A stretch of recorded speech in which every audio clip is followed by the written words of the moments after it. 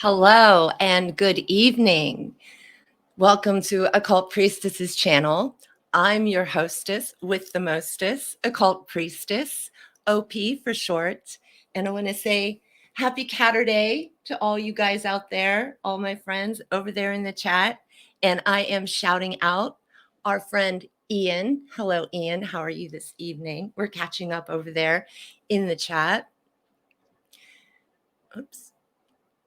So yes, it is Saturday night, and we are here at Occult Priestess's channel, gathering as a community to get all the news that is news, and also the tips on spirituality and how to grow the soul from lead to gold. So that's extremely important.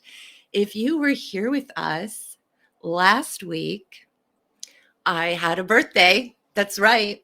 Me and Alex Jones turned 49 degrees years old, and that's where we're at. So happy February to everybody. Happy Aquarius birthday month. Shout out to all my Aquas out there. My good friend June Ann Gesner had her birthday the first week of February. So hello out there. And I got something really special for my birthday that I wanted to share with you. So I brought it. I brought it with me to work here with you. So we're looking at Kate Bush, 50 visions of Kate Bush running up that hill. And that actually is my favorite haircut of Kate Bush's. I often would take it to hairdressers before lockdown and say, make me look like this. And as my mother would say, I'm a beautician, not a magician. And so there's a quote here on the back of the book. And if you look at my Twitter from this week, you will see that I've posted about the book, and that's at Occult Priestess on Twitter. And so I posted about the book there, and I listened to the author talk about his book on one of those British programs. So the quote that he thought was most important that described Kate the best after he got to know her was, I never wanted to be famous. My desire wasn't to be famous. It was to make a record. That's very different from wanting to be famous, Kate Bush. So she is my favorite artist of all time, basically. So I want to thank very much Freeman Fly of freemantv.com, my mentor and good friend, for bringing more Kate Bush into my life. I'm already through the first chapter. So that's exciting. Let's roll on over into the chat. So we're rolling on a river. And I noticed there was a lot of rolling during the last stream, my birthday stream. I used the word rolling several times. So that must be what it feels like being here. Oh, hey, we are welcoming into the chat Sarah Healer. Thank you very much. Sarah G. She says, evening, OP and Ian. And Ian says, evening, Sarah.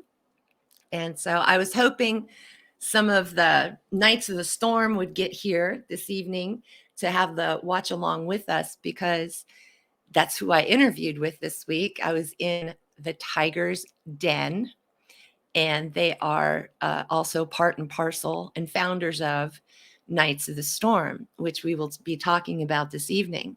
So some people might be a little late, and I do have a warm-up for us, of course, this evening. We are going to watch our countdown, but our countdown this evening is a bit more interactive. I figured if I have time, which I do because it's a countdown, to wait for the chat room to get populated and people to come on over and tell their friends and all that. So I thought maybe we could use this time more usefully and teach a lesson. So I'm all about lessons. So I want to say again, meow, happy Saturday, happy Catterday. And showing off my jewelry here was gifted to me at the Conscious Life Expo when I worked with Steve Murillo, and he's the head of UFOs out there, the head of MUFON. And so it's like the flower of life, and it's really reflective and colorful. The camera isn't picking it up so great.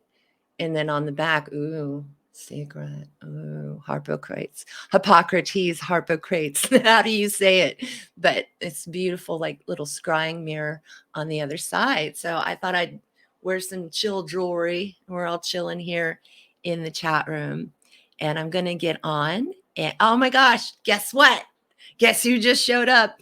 Woohoo! It's the Yona. Hey, Yona. Asio, Yona. Welcome to the chat room. Glad to see you. So what I'm going to do is bring up our interactive educational countdown. And right before I do that, I want to shout out our good friend, Claire Bear, as she has not been feeling well for a minute. So we are shouting her out, giving her blessings and love. And she messaged me before the chat. She actually sent me a video of her cat, Kate, which looks like a completely different cat. So I don't know how cat Kate got from kitten cat to grown-up Kate cat so quickly, but that's what happened. And I would just love you, Claire. I hope you feel better soon. And thanks for watching and being my #1 fan. We love you. Okay, so here we go. And now for something completely different. Indeed, now for something completely different. So we're about to head on in to our interactive video, and I will see you on the flip side, as Jason Burma says. Meow. And now for something completely different.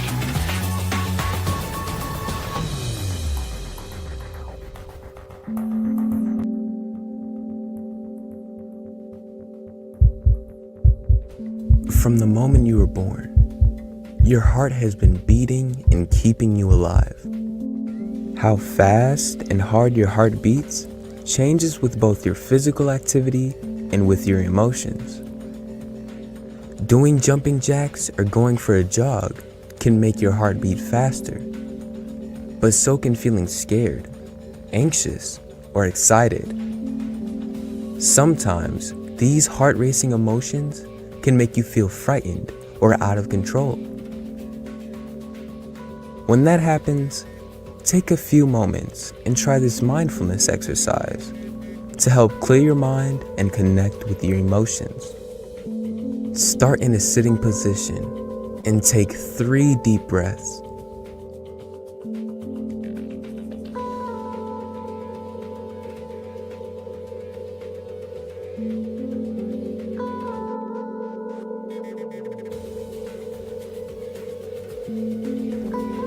Then, gently place your fingers or hand over a place where you can easily feel your heartbeat, like the side of your neck, the inside of your wrist, or over your heart.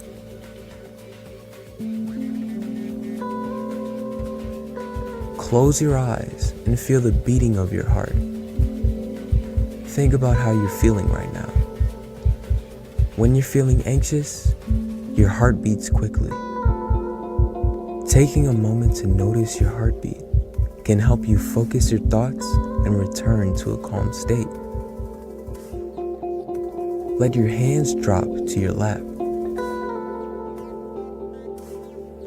Take a deep breath in through your nose and out through your mouth. Next, reach both arms straight up into the air and hold them there for 30 seconds.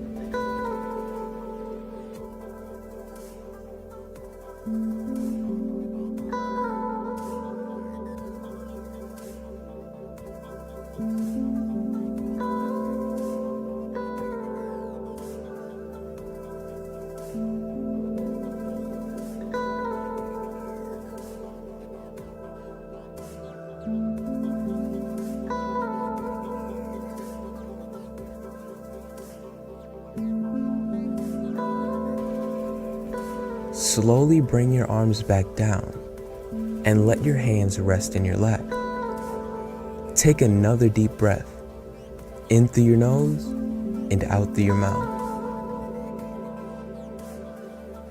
Again, raise your arms straight above your head, and this time, hold them there for 20 seconds.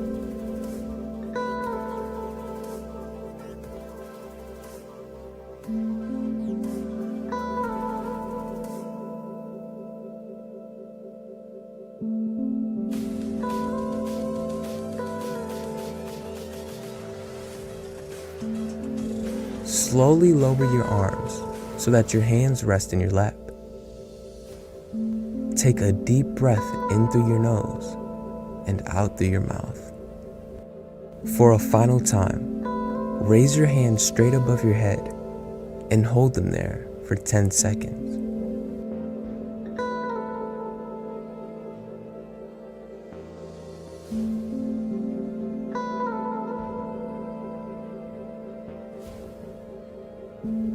Slowly lower your arms so that your hands rest in your lap. Place your hand over your heart and feel your heartbeat. Notice if it has slowed since you began this exercise.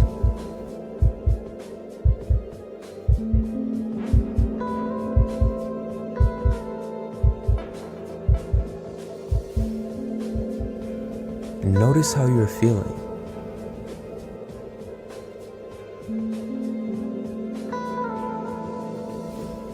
Take a moment to sit quietly with your thoughts and calm your mind. Remember to take slow, deep breaths and enjoy the feeling of calmness.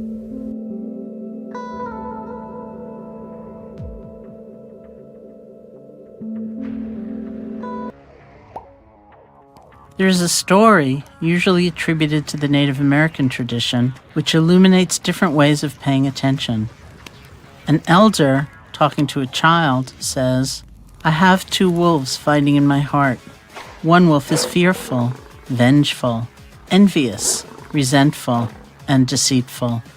The other wolf is compassionate, loving, generous, truthful, and peaceful."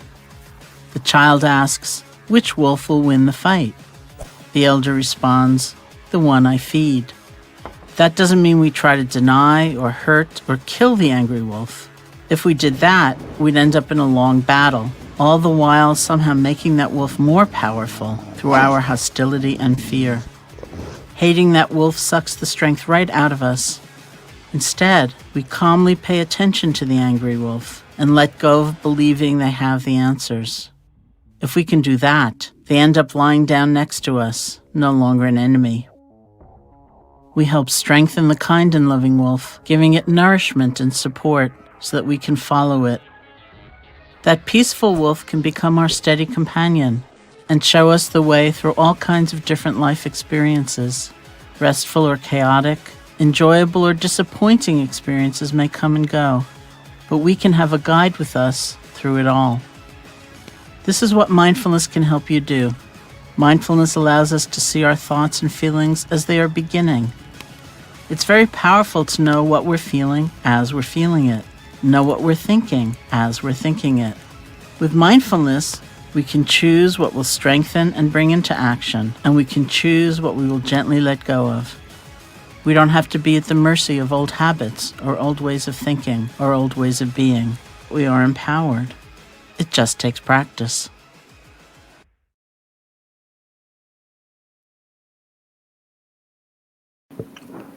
All right. So I know that that was like super uber chill. It's not like exciting party music to get you going on a Saturday night. It was more of zoom, come back to the self. And that's basically all I'm always doing, no matter how many party lights there are. Zoom, come back to the self. So I hope maybe you got a little refresher there and maybe some newbies will learn something from that. So just checking everything, making sure everything's cool. And I have some things to share with you this evening. So I have to push this little present button and share my screen. Bear with me.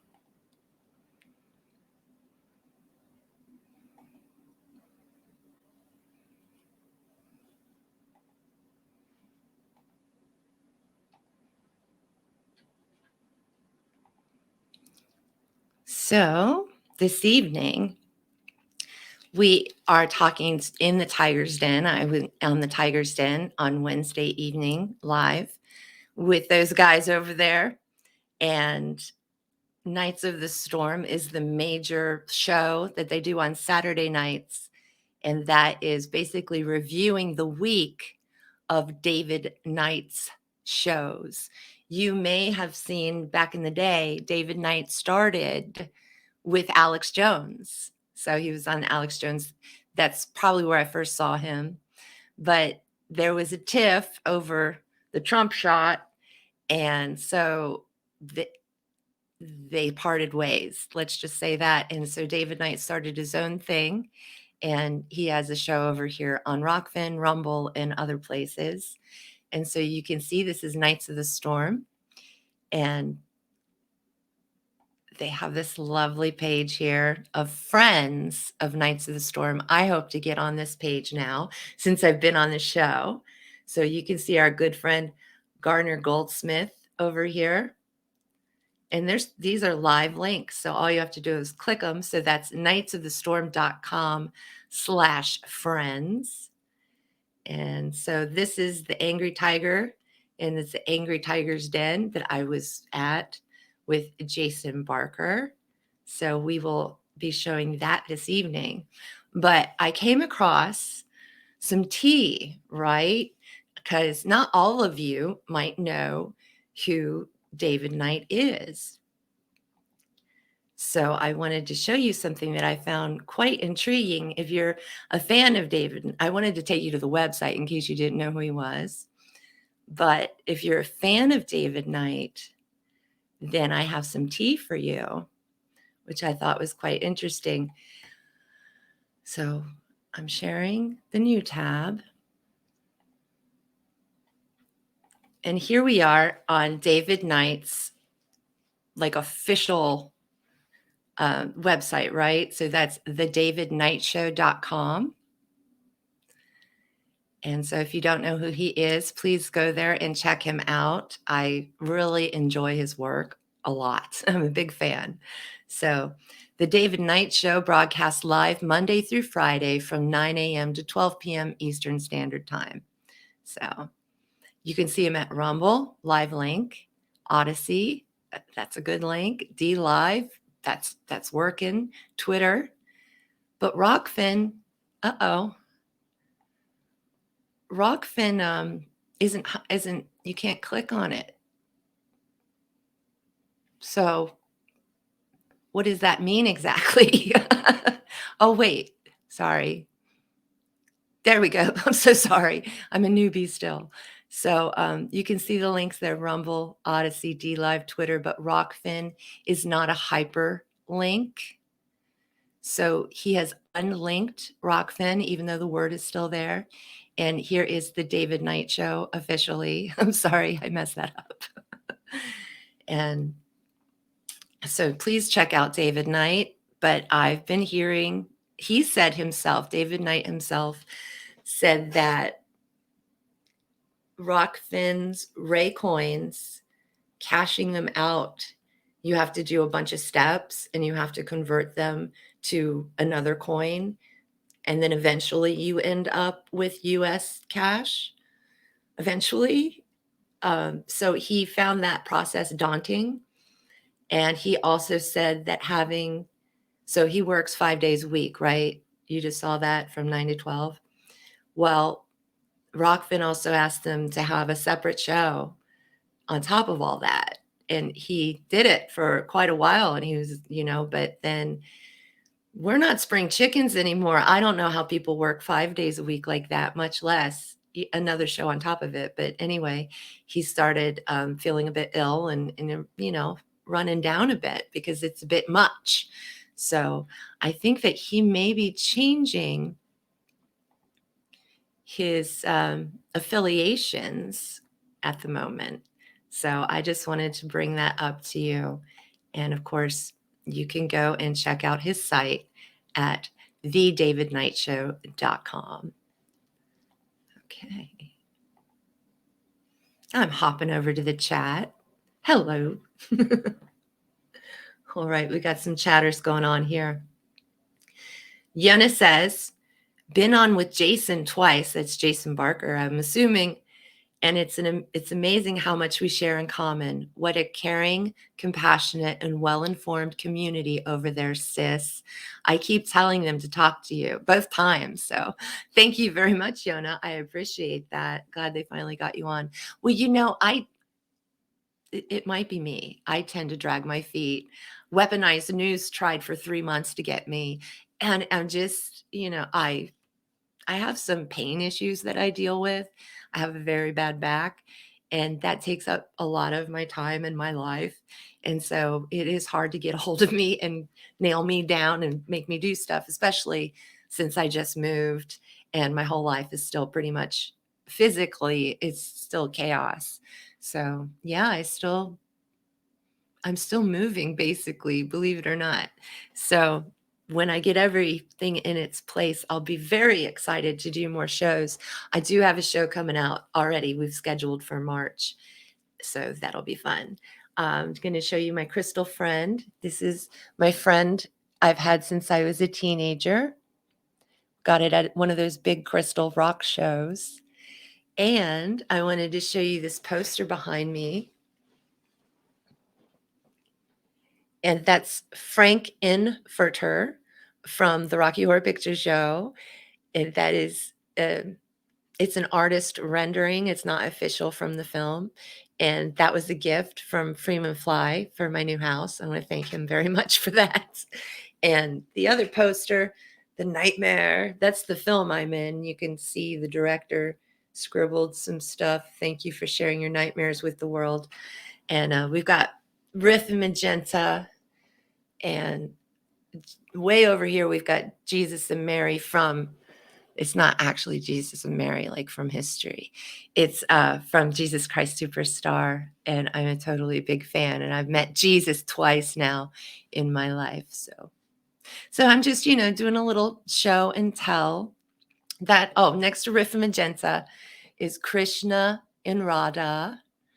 And then we've got Ma'at, the goddess of justice. We've got Pandora, like in the middle here, stuck in there. And that little red thing is a piece of Kate Bush music, like a sound wave.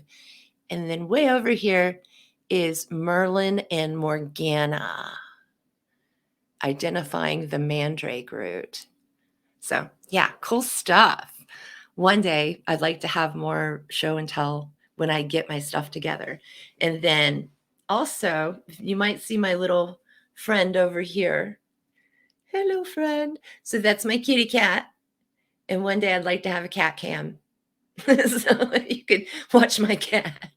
So if you ever go over to Twitch, or if you watch gamers, they actually have pet cams where you can watch their pet while you watch them game or whatnot. And it's really relaxing and just cool. And pets become famous, man. It's pretty cool. So get your pets out that way. And now I'm going to transition again. My transitions are not smooth yet. This is why people who have producers, they have smooth transitions, and it's all like, whoa, flow. And it's really cool. But I'm totally self-produced, produced by heaven. So we just do what we can over here. I want to thank you again, Yona, for that beautiful comment. Meow.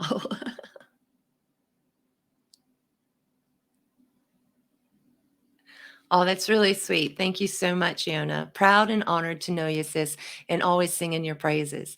I agree. I mean, I really feel like the new media is a lot like Survivor.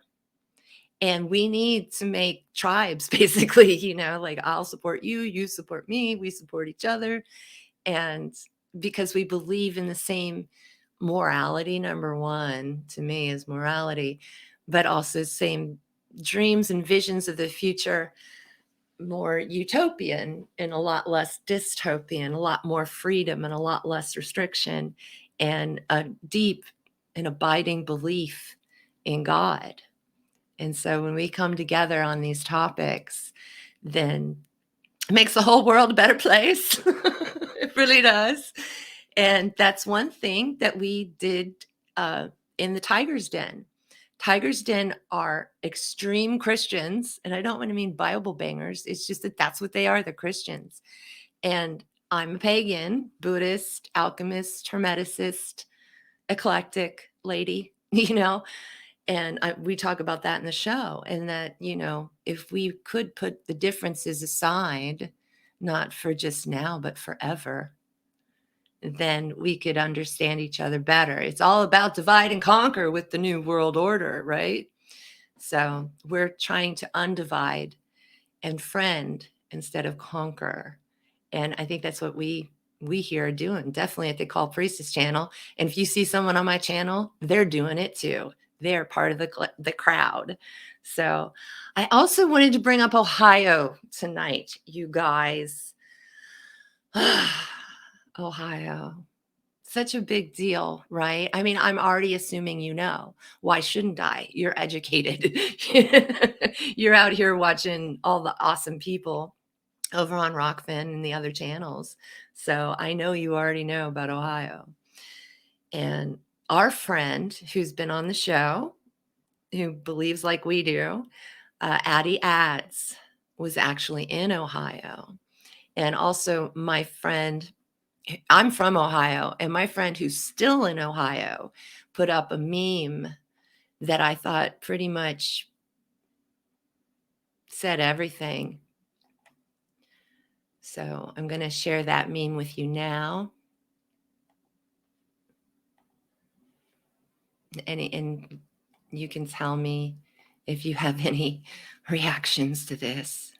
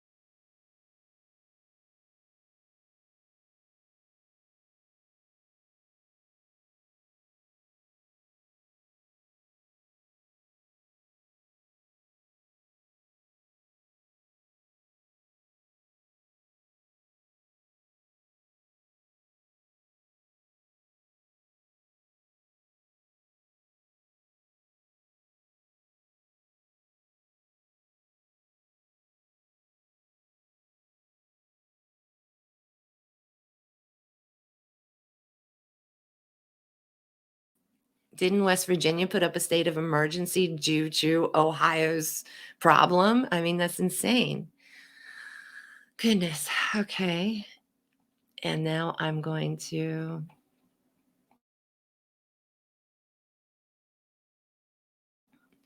and we're going to watch a little clip over here. Oops. From our friend, Addie Ads.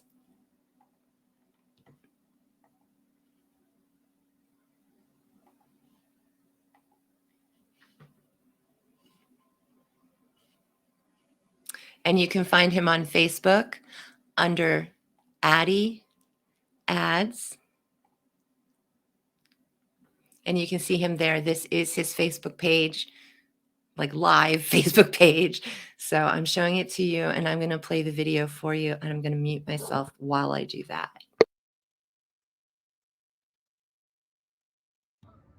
What's up, folks? Eddie Ads here. Some geese behind me. I'm in East Palestine, Ohio.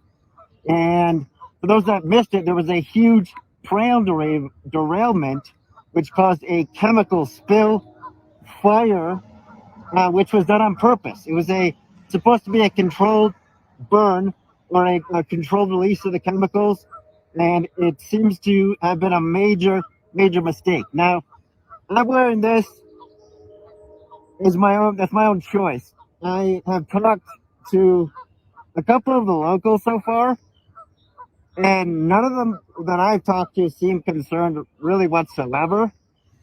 The woman I spoke to actually at the gas station was extremely rude. She told me she couldn't help me and that I would wind up at the police station if I went over there or reported on this. I'm not really sure exactly what she meant by that.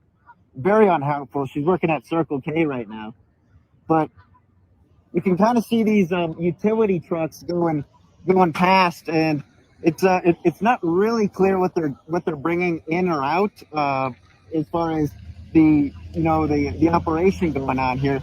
But they have porta potties set up down the road, and there's also, and I don't know if it's related. There's another construction project, like a couple miles down. It's actually pretty close. It's probably within 2 miles, right in the city center.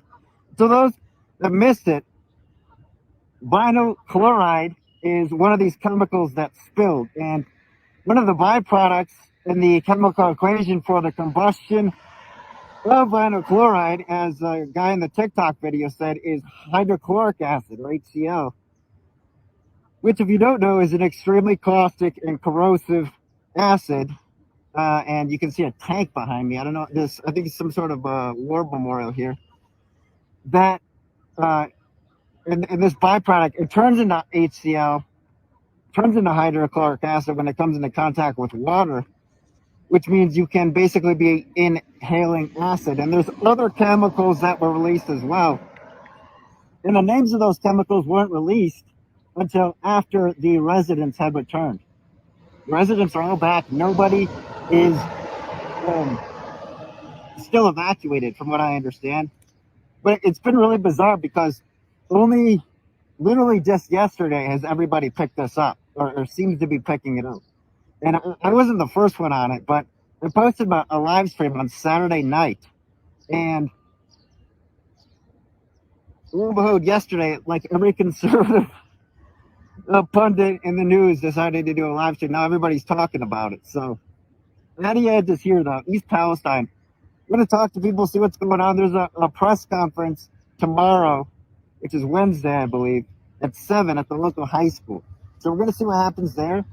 But I'm not really seeing any other smoke or burning. Or it seems like the fire has basically gone out. So I'm not really sure what that's about. I have seen a few police cars, too, which were like white. I don't know if they were like park rangers or something. But other than that, I was expecting to see more smog or fog in the area.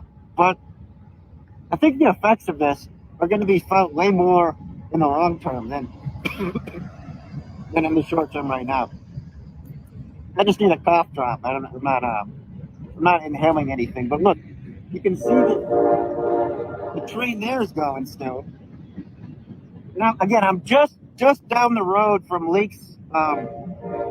It's an oil shop. I'll try to add the Google map on there. But the train's still going.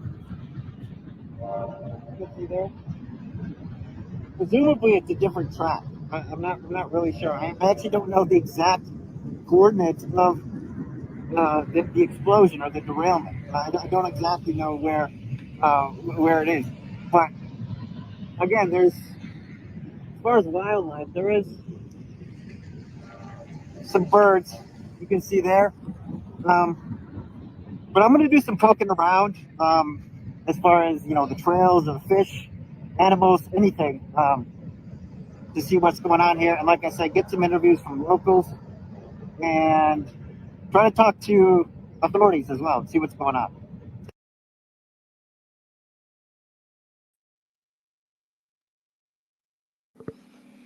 So that was our good friend, Addie Ads, reporting from the disaster in Ohio.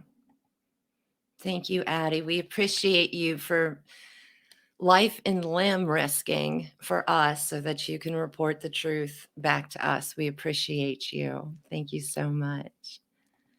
Okay. So Yona, just let me know when you're available to come on and talk about this. I appreciate that. Sarah G says, absolutely. Here's a case where the mask is actually necessary. Yeah. He's a precautious guy. He wants to live a long life. So yeah, we're all experiencing this together. And that's my hometown, Ohio, the state. I'm from Cincinnati, which is much further south than the explosion. So hang on one second.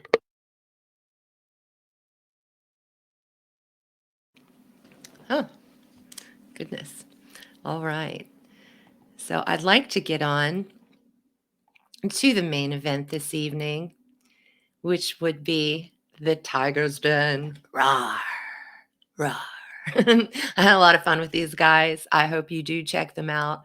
I hope you watch Nights of the Storm on Saturdays, and then once in a while they do one of these shows, like the Tiger's Den, and Jason Barker has his own show. They're just doing it, man. They're out there, just free balling it, just like there's something wrong with this world and we have to do something about it. Let's talk. And I really appreciate that kind of attitude as a conspiracy theorist. I definitely appreciate that. And so we're just wanting a better world with a lot less evil in it. And that's another thing that we definitely all have in common. So here is this straight by itself. And this is Angry Tiger's work. And as far as I know, he made the intro. He edited it and put his voice into it. He's actually part voice actor, if you hear him during this. And so I'm going to let this roll. I might pop in and out a bit just to say something. If I have a burning desire to say something, I will. All right. And I'm in the chat with you guys all the time.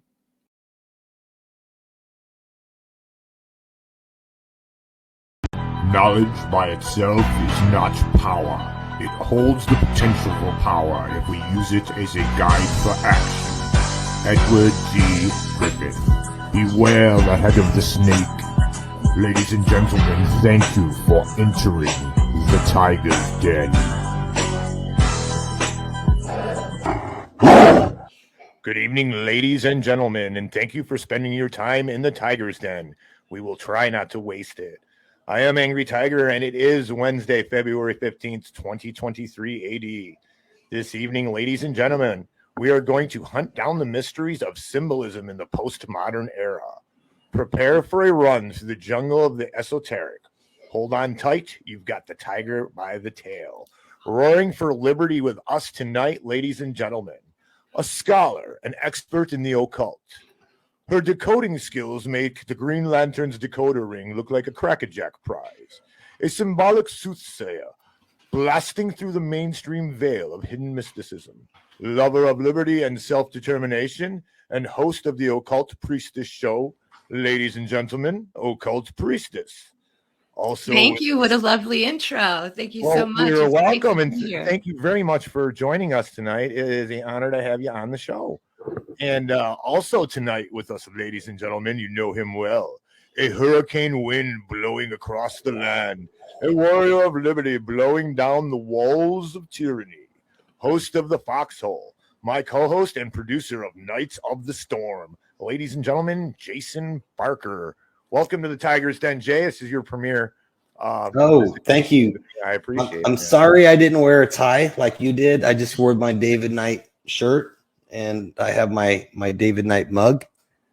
That's the best I can do, brother. I'm military. I don't own any real clothes. The shirt's great, dude. That's dressed up enough. I like. You know what? Occult Priestess. I like that is a beret. Yes. I like the beret. That is slick. A little bit French. Thank you so much. Being funky fresh for the Tiger's Den.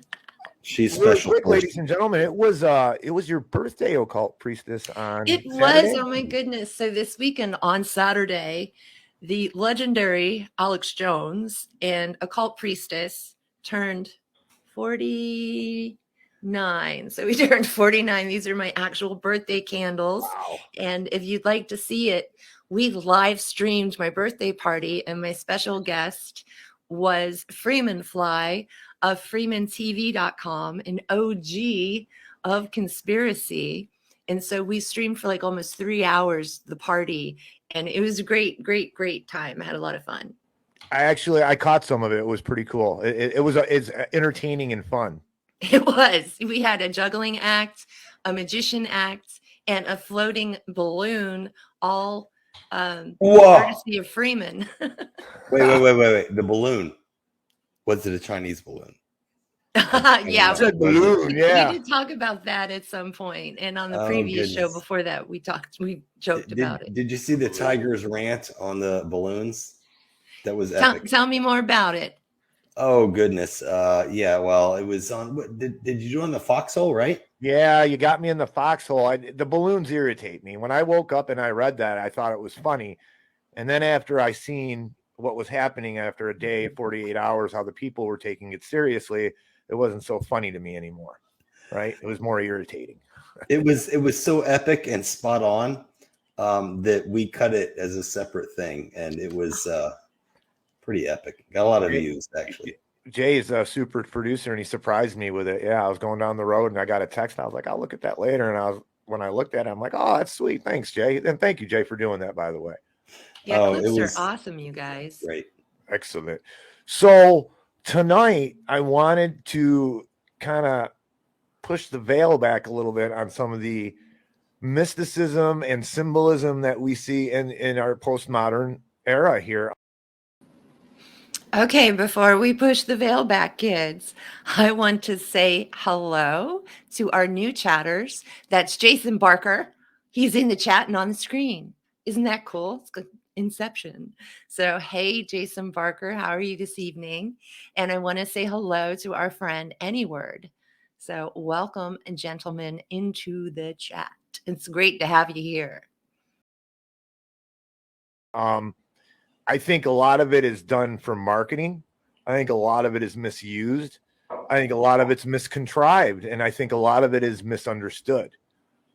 So I had to look at my toolbox of individuals that I know know this, better than me, because I know a little bit about it, but I don't know as much as. Oh, roar! That's my roar. We also have an AT, Angry Tiger, in the chat. So again, see him in the chat, see him on the screen. See him in the chat, see him on the screen. So I want to thank you fellas for coming by. I had a great time, and we're going to watch this. All right, great. Someone that's like Occult Priestess. So I was calling on her and her knowledge to help us kind of get this veil of mysticism back a little bit and kind of sort through what's real, what's not, and what's just being used for commercial purposes.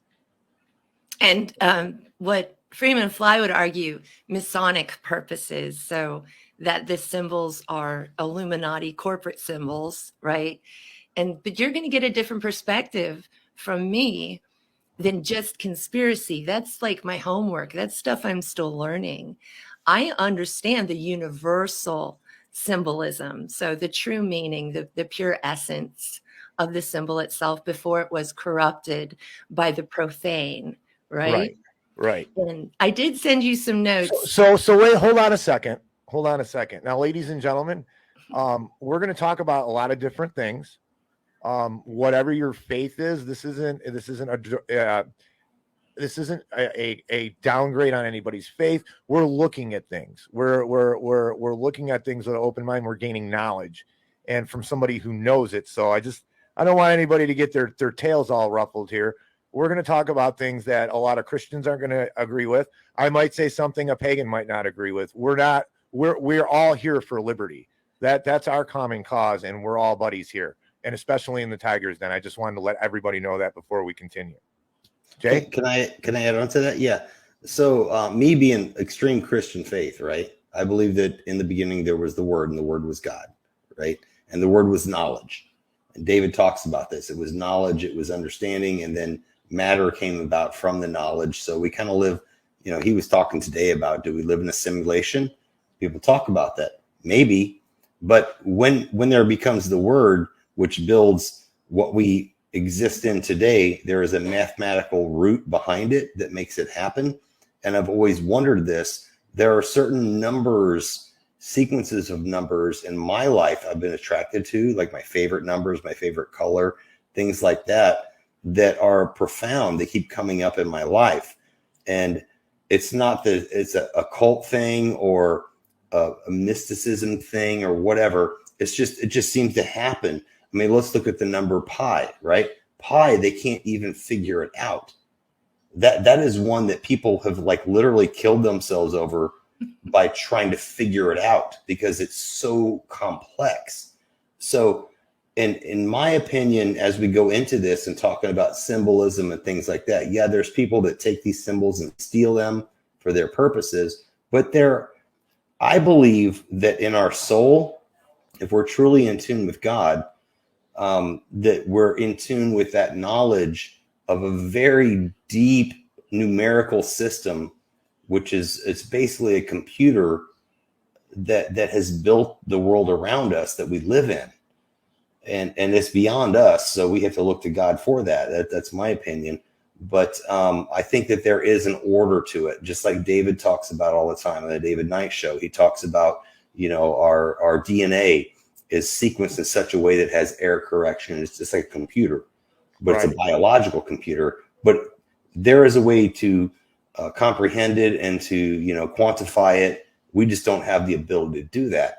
And I think it's the same way when it comes to the universe, when it comes to the word of God, which is what I believe, that there are going to be some numbers we come across that make some sense, but we don't know why they make sense. So symbology is important, but I think to your point, AT, what you want to talk about is how that might have been stolen and used for certain purposes, but let's look at it in reality, like there could be some legitimacy to it. Well, my whole thing, and that's why I called an expert in. I mean, because I consider you an expert. I've watched some of your stuff, and I've talked to you, and you know your stuff, and I can say that because I studied a lot of the occult for a long time, very long time in my life.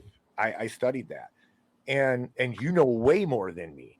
I got to scrape my memory for some of this stuff, but there's an ignorance in the conspiracy community that is astounding. They don't even know what any of this stuff means. They're running around saying stuff, and if you know anything about history even or any of this stuff, they're saying this stuff, and it's not because the ignorance can be cured with the food of knowledge, right? And I'm trying to get the food of knowledge to some of these people because you can't. Okay. You're not a devil worshiper. Here's an example. Oh, a wicked devil worshiper. She's a wicked. Now listen, it's a pagan religion for a Christian. That's a no-no. I'm a Catholic. I have Occult Priestess here because she knows her stuff, right? Whatever. It's an intellectual conversation, so I'm not ignorant. So I know more. And to say something out of ignorance makes you sound silly, and then your message gets diluted because now you've offended somebody because you don't know any better. So that's what I'm trying to do here with some of this and demystify some of it because it's all over the dang place, right? I think a lot of it's commercial. So Occult Priestess, I'm going to give it to you. I'm going to throw a picture up here and I'm going to ask you what you think of this. What is this lady really doing? Is this nonsense? Is it just, bull crap? I pulled this up and everybody's talking about it. So I don't know. Can you see that? Yes, I can. She's in a red robe. Okay, we're in a red robe. We got red gloves on. I know red's a power color, and we're doing this. Okay, what does that mean, or is that just some nonsense? Okay, so again, what I was trying to preface this with is what you're going to get from conspiracy theorists or people like Freeman Fly, who pretty much defined all of this stuff for us in the conspiracy realm, is you're going to get the inverted version of what the New World Order or the dark people think of the symbolism. So what I've seen from Kubrick films and other red carpet events, there's so many girls in red. And that can go back to Aleister Crowley, who talked about the Scarlet Woman. But I've always seen it from their perspective as to mark someone for sacrifice. Wow. And again, that's not pagan. That's not mystical. That's not even, to me, the occult.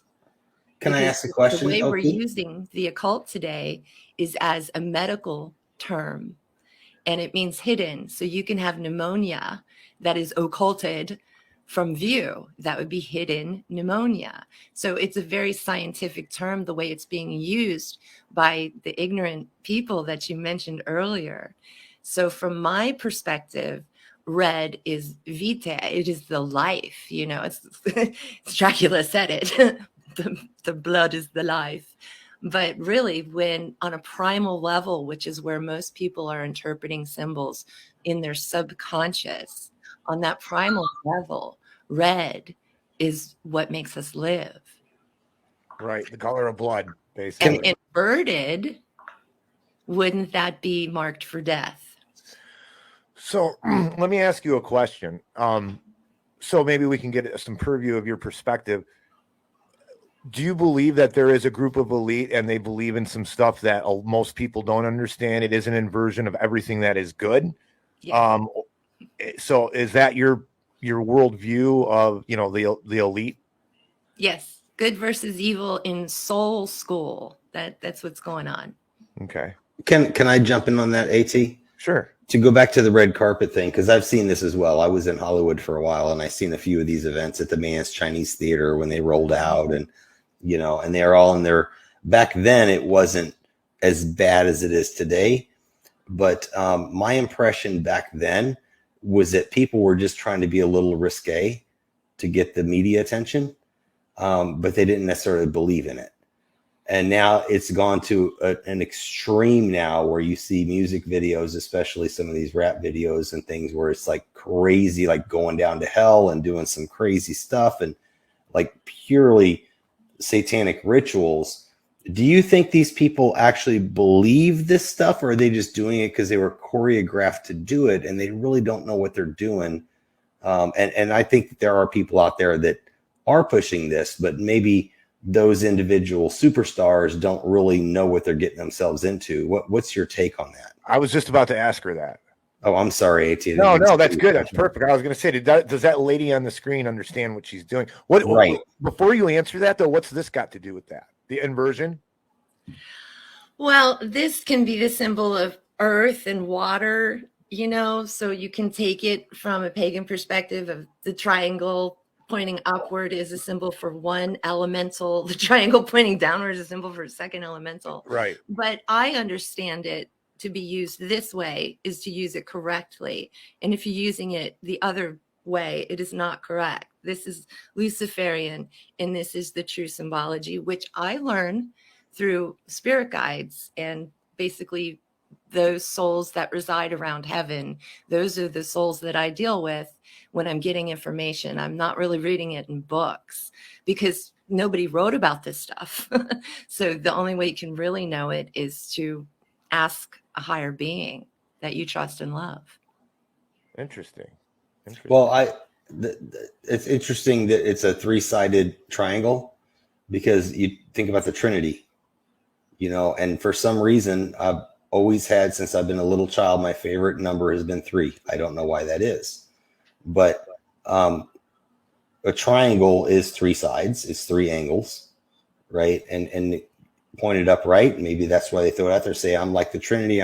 Maybe that's some kind of symbol to say I am being like God or whatever. But then when you invert it, that's kind of sick. If you look at it in that aspect.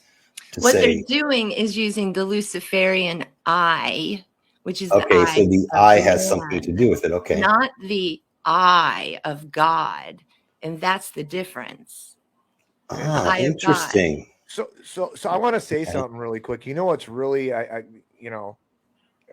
guess it's not unnerving, but what you just said to me is that you talk to other. But when I speak to you about stuff, you talk to spirit guides and stuff.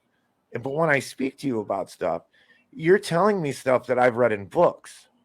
That's where I have gained that knowledge of certain stuff, and it's like. Well, like when we're talking about triangles. Well, no, I've had other conversations. We've had a conversation where I remember we ran down a couple of things about I think it was the Celtic belief system, and you knew so much about it, and it's just wow. Okay, I just wanted to point that out to you that if that's where you're getting most of your information, that's pretty remarkable that you're repeating information that I've seen in print. That was my point. That's. Also understand, I've owned 2 different bookstores. I have read a lot of books. I'm very well read. Okay. So a lot. Okay, gotcha. The details really aren't written down, and you You can get them from me if you know how to ask the question correctly. And that's a lot of working with spirit guides, is understanding what your motivation is for even asking the question in the first place. Right. And I know this is supposed to be about symbolology, but I don't want to go off the rails too far, but I have you here. And so this is a rare opportunity. So the Luciferian aspect. So these people, I always tell people, and I'm of this mind, that the elite believe in something that even if you're a Christian or a pagan or any of that it's probably stuff that we're not going to really, number one, we can't relate to it. And number two, we're not going to fully understand. It's going to be crazy. What is your synopsis? What's your idea of, are they Luciferians? Are they, what's going on? Are they Satanists? Satanism is a very new religion. The official church of Satan is, if you ask me, not very serious. But Luciferianism is the old school antique Satanism, if you will. So we see a lot of Luciferianism described and dealt with in theosophy, the Eubonics way. So theosophy, which was started by Madame Blavatsky, Helena Blavatsky. And we talked about this recently on another show, but so let's get off of that topic. But the point, so I lost my train of thought because I don't want to go into that whole rabbit hole there with Blavatsky. Right. Just like you just a short. Are they Luciferians at the top? Yeah, of these, the bankers? So if you want to find more like modern roots in the 1800s, 1900s of where these Luciferians got their juice from, the books and philosophies that they're coming from, the way they actually made it into a religion, the development of Luciferianism, you have to go back to Blavatsky, and that actually created the United Nations and works for the New World Order. There is no view of separation between the evil we speak about in conspiracy and the evil we speak about in mysticism. You see it's the same evil. And that makes sense to me with where my research takes me and where I'm going with the whole everything they're doing right now. And if you know about what I'm doing with the foxhole, you can see I'm talking about the different tentacles of how they're attacking humanity, right? Whether it be through our food, through our transportation, through whatever, right? It is a spirit of death.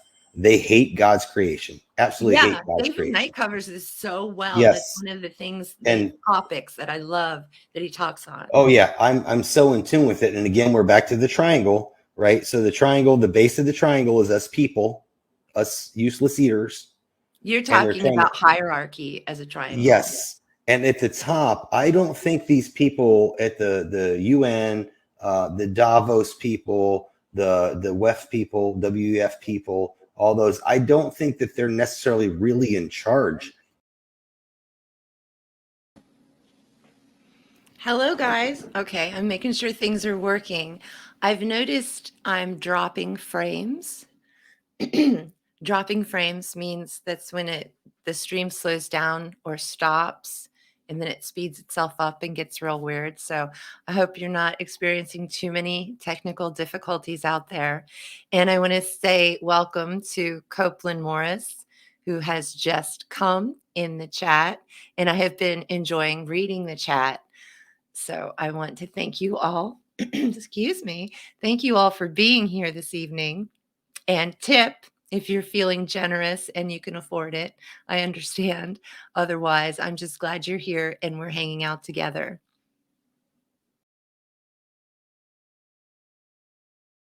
I think that they are seeking their way to the next level up the pyramid, but it's a false lie. That at the top, there is something very Luciferian about it that's fooling them all, but they're using them as useful pawns with their money that they've sold their soul out for or whatever to get their power and their control and make us to where we can barely afford to survive on a daily basis, that we're scraping by. And now we just have to settle for the, every 4-year selection, not an election. Right. And so I guess it goes back to AT's point. Are these people in charge? Do they really know what's going on? Or is there? Okay, so we're still on the question, do these people know what they're doing, right? Well, I wanted to bring up here, so I think they were talking about the color red because Copeland Morris said, and then we're talking about like around the Trojan War time and everything, back in Greece, he says, when Agamemnon returns home from the Trojan War, his wife, Clytemnestra, rolls out a red carpet for him. And this is shortly before she murders him while he is soaking in a warm bath. So that is from ancient Greece, color red, red carpet. And that takes us back to red being marked for death or sacrifice as an inversion of what it really means, which is life. All right, great. I just want to thank you, Copeland. That was an excellent observation. Something above them that's kind of like pulling the strings, and they really are kind of like motivated by money. Great question, JB. They don't necessarily see the big picture, but you have to understand that pretty much anyone who's famous is in the club.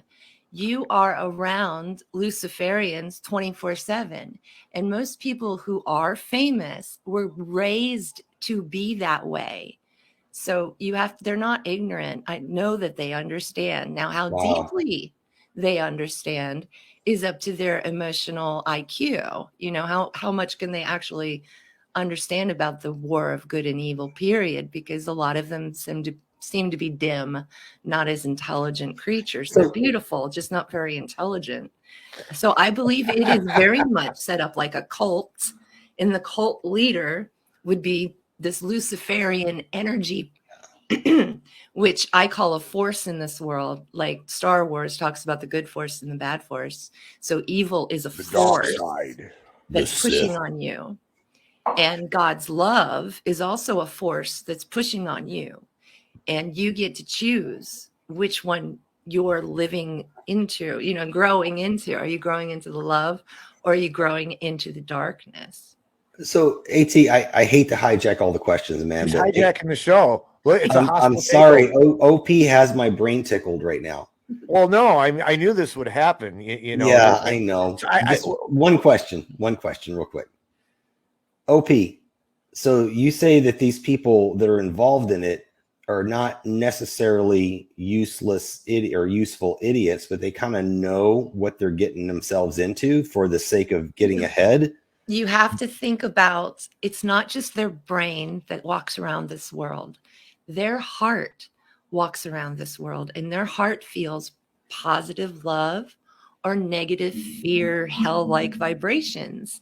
And they have agreed in this world to be materialistically well off. Okay, that was my question. My question is, do you think they understand that there's going to be consequences later? Or do they just sell themselves out for the now? Right. That is their own particular level of intelligence or lack of intelligence. You can tell someone all day, they've heard it.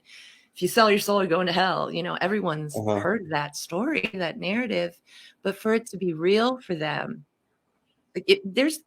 you're not going to stop them. I believe that we are at a point in this game of incarnation that at this point in incarnation, people have chosen their sides. The wheat has been separated from the chaff, and they are going to live it up as much as they possibly can, because somewhere in their heart of hearts, they know this is it. All right. I'm sorry, AT. I'll step back now. I just had to ask those questions. Well, first of all, I got to give OP one of these. That was pretty awesome. And fairly disparaging. I'm going to go play in the middle of a busy intersection now with a ball. I'm just joking. I like to think that, I blackpilled you. Is that what you mean? I hate to think that there's no hope at all. I mean, you have to resist it, whether you think there's hope or not. The hope is in resisting. The thing is that the power is in resisting, giving up and saying, then they've won, right? But that's not what I'm saying. They will lose. That was my point, and they know they're going to lose, so they're going to live it up. Oh, right. Okay. Yeah, I get what you're saying. I get OP's point. OP's I point got is it now. like, I mistook it. I'm like, look, But the there's thing is you can't save these drowning people that are drowning in their own sorrows. That is going to take time away and love away from us personally, who need to be focusing on ourselves in the know thyself kind of way. When you are out doing the Jesus thing and you're not healed like Jesus and you're just trying to heal everybody else, then you're not working on yourself. It's very important, especially in these dark times, that you know thyself, so and then that you're not excusing your time by going and trying to help people that actually don't want help. So that's my point, is that we're so kind, we're givers, that now is the time to put those boundaries up and say, you have chosen, and I recognize through discernment that you have chosen the darkness and you are no longer welcome as a part of my life. to OP's point about people going all in on it, right? I think that there's something to be said about people that have maybe feel unworthy. And a lot of it has to do with the drugs, medication they're taking and things like that, their mental state. They've done so many things. And yeah, they're shown that you can change. There's a way to get out of it. There's a way forward. You can change your life, but they feel unworthy. And I think that's something our society has built over time. But there's there always is no God's redemption. voice. Never. But how do you convince somebody that won't listen to you? So then they're just going to double down and go all in. I don't convince anyone. I'm a Buddhist, so we let free will be free will. I get what you're saying. We might part ways a little bit on this, and this is just my opinion on this. Jesus did have a savior complex, so. Well, I like beg to differ about that, but I believe that in the divine mercy of Christ, and everyone can be redeemed. Yeah, if their heart is open and they're listening. And I was going to say that I believe that God is always talking to our hearts. But it's up to you to tune in or not. We got to consider something, though. Okay, so you said people were dim, and there's this to consider. The people have been put under an attack by these Luciferians, right? Chemically. But are you telling me God's voice can't get through all that? Well, they've done their best to interfere with the signal. How's that? Hold on one second. I'm gonna clear my throat. No, I agree with that. They're trying to interfere. And I understand that. But I just had this discussion with my son. He's getting frustrated with people at work because now he's in a management. And I told him, listen, dude, not everybody's as smart as you are. Not everybody has the education or whatever I taught you or however you got this way. Right. And I'm kind of say this to people in our community all the time.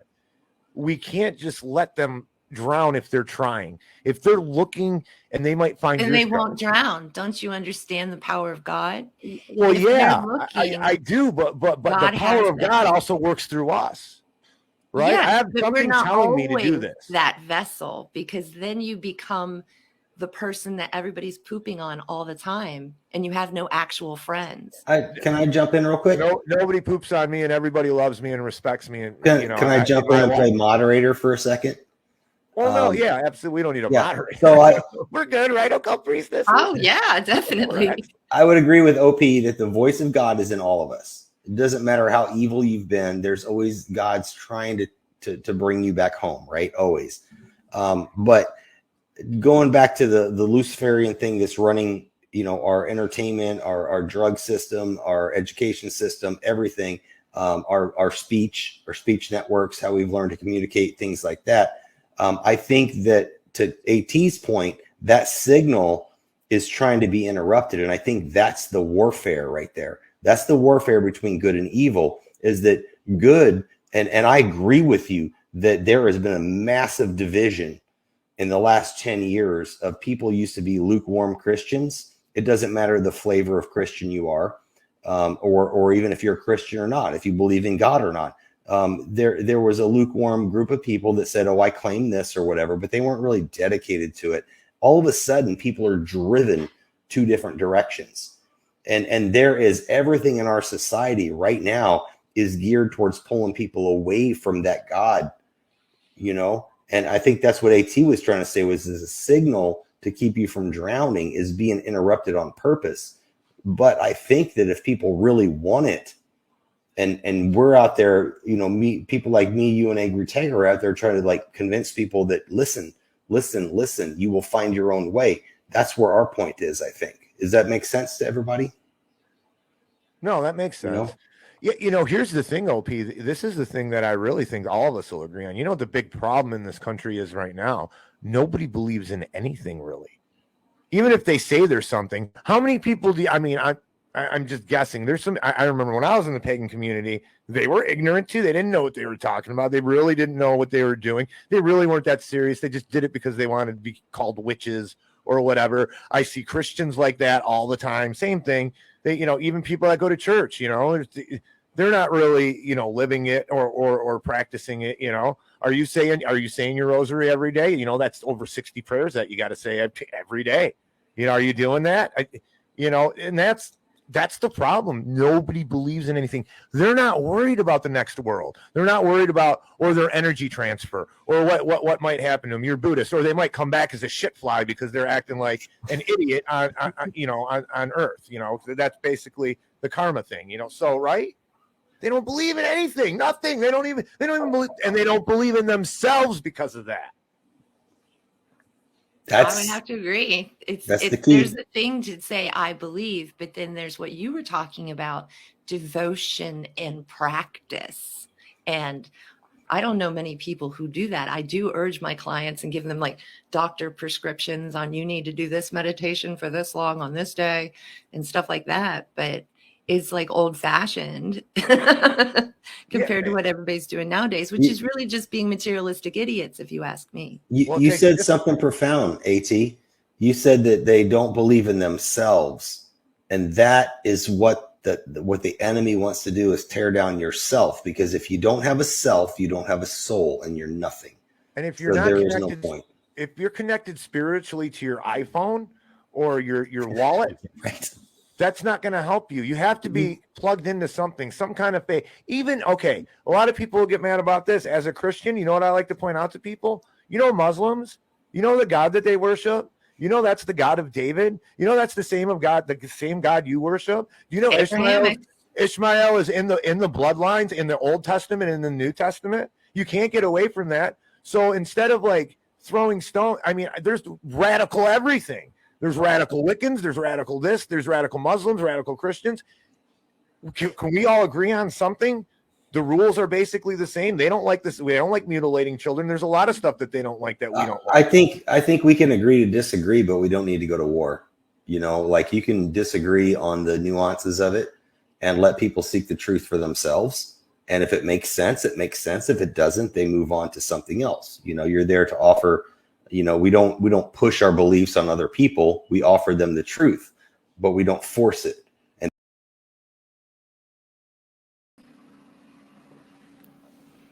Hello. Hi, guys. How are you doing out there in the chat? I have been enjoying watching the chat this evening. I want to say hi to our good friend, Hempcar. Hempcar is in the chat. It's nice to see you this evening. Thanks for sticking around there, Ian and Sarah G. And I'm saying hello to Melissa Kelly. So I believe I've seen, I know I see Hempcar in a lot of the chats, but I believe I've seen Melissa as well. So welcome in, guys. And we are going to get back to the Tiger's Den. Rawr. Happy Catterday, everybody. that's where wars, I think, started. Outside of fighting for natural resources, we also fought about imposing our will as far as religious goes. And that's gone from the Christian and Muslim side both, from the beginning of time. I think that was the biggest ones, right? The biggest ones with the Crusades and all that. Well, yeah, and OP nailed it on the head. There's a line drawn. The quickening it's a quickening. This stuff's going down like right now, like a train coming right at you. And now is not the time to fight with other religions and inside denominational fights, all these fights between the Jews, the Muslims, the Christians, the Wiccans, the Buddhists. Who cares? If they recognize good and evil, we need anybody who recognizes good to stand together against the things that we agree on. And we all agree on most of the same things.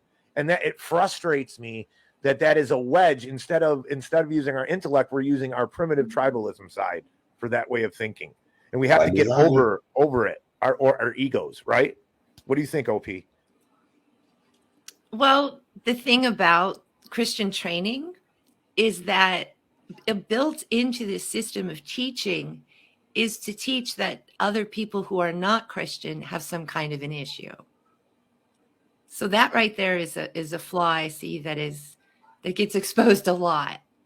Well, that's That's not what Christ taught, though. I mean, I'm sorry, AT. I'm sorry. That's I noticed in the Judeo-Christian faiths, and even in the Kabbalah, there is some non-tolerant stuff going on, right? Like I'm not saying tolerance for transgender people floating around on a magic carpet. I'm talking about other religions, and I think that every religion has that to a certain extent. Now, I've been in the occult world, and there are very many it's that the Christians, the brainwashed Christians that stole all of our this, and they hate Christians, and they hate Jews, and they hate, I see it, and it's a human thing, what you're talking about, I think. That leaders of organized religions will take advantage of to manipulate things like war, like Jay was saying. That's just my opinion. So I think it's important for someone of any religion, and I'm a Southern Baptist. I grew up Southern Baptist. I wouldn't call myself Southern Baptist now. I'm just a Christian, right? But I grew up Southern Baptist. We were big on witnessing. You go door to door. I was raised Jehovah's Witness, so I'm very familiar with it. Oh yeah, so Jehovah's Witness do the same thing. And it was funny because everybody in our little teeny tiny town was going to some kind of church. So we're basically going over cross-contaminating, trying to knock on people's doors and convince them that their way is wrong and our way is right. I'm back. Hello. Hi, guys. Hi, it's me. I'm bigger now. So I was over there in the Rockfin chat, and I want to shout out Melissa Callie, our first tipper of the evening. So generous. Thank you so much for that. And she says, yes, we chatted at Wake Up, I believe. Interesting conversation. And a little black kitty cat emoji there. So that's AM Wake Up over here on Rockfin. And that's always a good time in the morning. I'm usually over around David Night and stuff like that, but I do pop into that chat once in a while to say hi to new friends and some old friends. So Sarah G is talking, and she says, OP, are you familiar with the weaving spiders? Could see you mind melding well with those folks. Balderson is over there most of the time as well. Well, Sarah G, I've got a little tea for you too. I have been on Weaving Spiders Welcome, which is a play on Weaving Spiders Come Not Here. You guys can look up those quotes. So Weaving Spiders Welcome.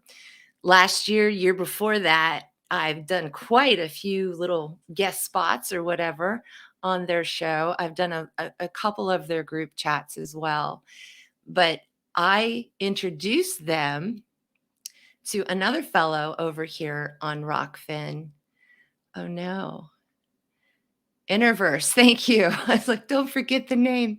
So that show is Interverse. I introduced Weaving Spiders to Interverse, and now they're like this, right? And then Ben came over to Rockfin, and he met those guys too. And of course, Sarah G and I met each other and Ben Balderson over at the Flat Earther conference that I went to just this past summer. Is that right? Or fall, just this past fall. So yeah, that's very interesting how people get in their cliques and their groups and groove with each other. And I had fun over there. I just found that topic wise, I needed more meat to chew on. I need something more. So, I love hanging out with friends and stuff, but I don't necessarily want to do it live in front of an audience. I'd rather there be more educational content. Anyway, that's just my flavor, guys. And And so we've got, yeah, AM Wake Up is awesome, says Jason Barker. And so shout out to Weaving Spiders and shout out to Interverse with Chance Scarton. And of course, if you go back in my archives here on Rockfin, you will see all of us talking it up together. Hey, Tommy Tickle, are you over the birthday hangover yet? Well, I don't drink, which is a fun fact about Occult Priestess, but I did have a lot of sugar. And I am over it because you guys gave me so much love. I've been floating for a week. And my flowers, well, they're about to bite the dust, but they're still kind of happening. Oh, I need new flowers. So 1-800-FTD, send me some flowers. So thank you so much for the tip. I really appreciate it. It's good to see you this evening, Tommy Tickle, and people are still hanging out. And Sarah G replied, "Whoa, interesting." And so I have flowers all over me. Meow, happy Catterday. Melissa Kelly says, could have been T-Lab too, OP. So she is talking about The Last American Vagabond. And if you have never seen that show, stop watching me. Go to him right now. So The Last American Vagabond, also you can find on Rockfin. And just a little plug, if you subscribe to me through Rockfin for the year, you also get everyone else's premium content. And we have got some of the best creators on the internet here all in one place. So shout out to Grand Theft World. Richard Grove, I think, sent me a little secret spy message in the last Grand Theft World. He said that we should watch Things to Come. And so that's an old film that I did see that predicts the future of social engineering, basically. And it shows us how we got to where we are. So that'll be interesting. I think that might be our next Saturday situation, unless I get like a guest, if somebody wants to come on in and talk about things. So, all right, I'm feeling good. Want to get back to the stream. And thanks for that shout out over there to T-Lab, the last American Vagabond.com. It seemed kind of counterproductive to me. It's like you already believe in God, but I'm telling you that your way of believing is different from my way of believing. And then we're trying to beat each other down with scripture. Jesus didn't do that. Jesus made it very simple, and I won't preach what I know. I will say, go look it up for yourself. It's easy. It's in multiple translations of the Bible. You can research stuff that's not even in the Bible that will corroborate it, but find the truth for your own. But it's not my job as a Christian to go tell somebody that they're wrong. It's my job as a Christian to tell somebody that I have a truth for you if you don't know the truth, and then offer that as a solution. So if you're curious or you're confused and things aren't happening in your life and they don't make sense, come talk to me and we can study together. That's how it should be. It should be like sugar, not a baseball bat over the head, right? And I think that's why we go to war over religious stuff, and now we go to war over other things. But I don't know. I think that when it comes to religion, we need to realize that this infighting is one of the same tentacles that I've been talking about in the foxhole, about the multiple things that they're attacking us on multiple fronts, and the religion is one of them, to get us to infight with each other because it takes us out of the global fight. I don't know if it might be assumed, but I've never converted anyone ever. It's not a goal I have. I don't want the whole world to think the way I think or worship the way I worship. What's very special about humankind is that we are unique creations of God. And the way we choose to express our love for God and invite God into our lives is a very personal thing. Nice. Nicely said. That's the way I feel about things. It's personal. It's not, you can't cram religion down someone's throat, your belief system down someone's throat. You can act in a way and live in a way and set an example. We pray for people, right, to find the way.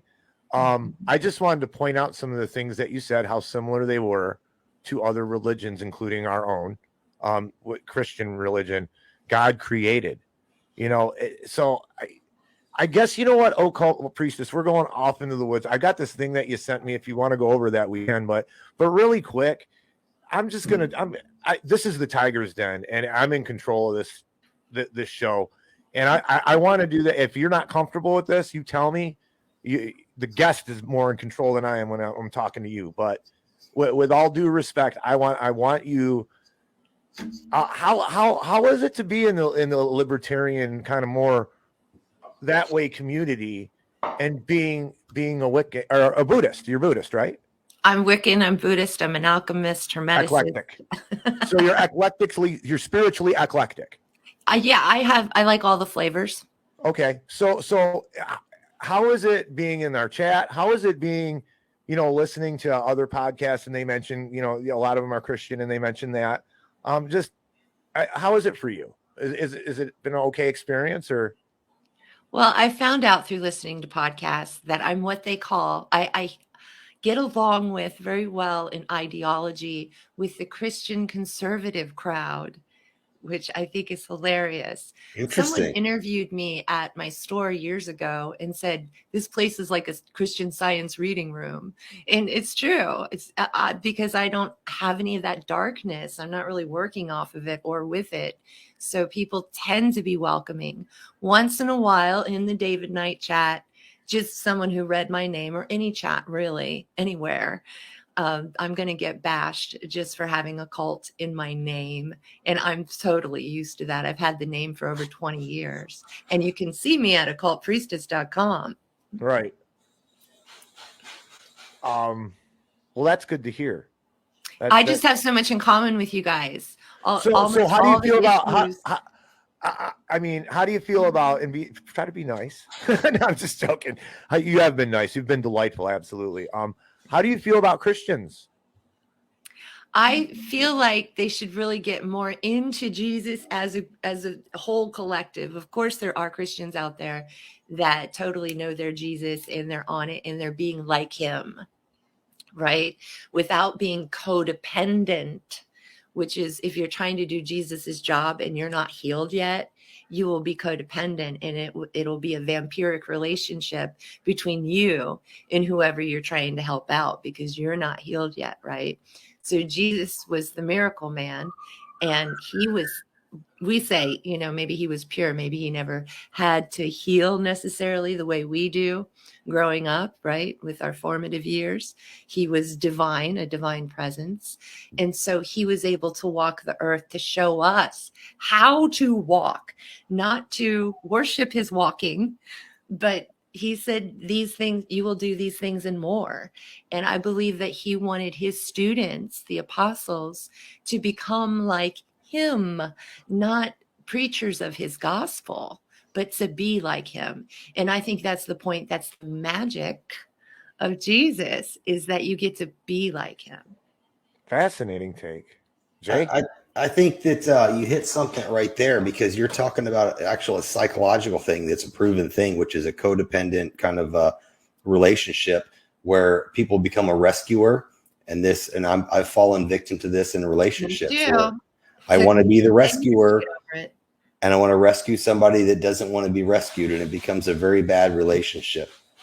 And that's right. And we usually attract narcissists, people that are very, very selfish. That's why my point is, don't try to be a savior unless you're a professional. Well, I think to your point, the message of Jesus was, I do think that he did want people to go preach the gospel, the good news. But I think the way of preaching was by living your life right. So don't throw stones in a glass house, don't judge. Yeah. Right. Yeah. Do exactly what I did and let people see that. Thank you, honey. Tell them to pray.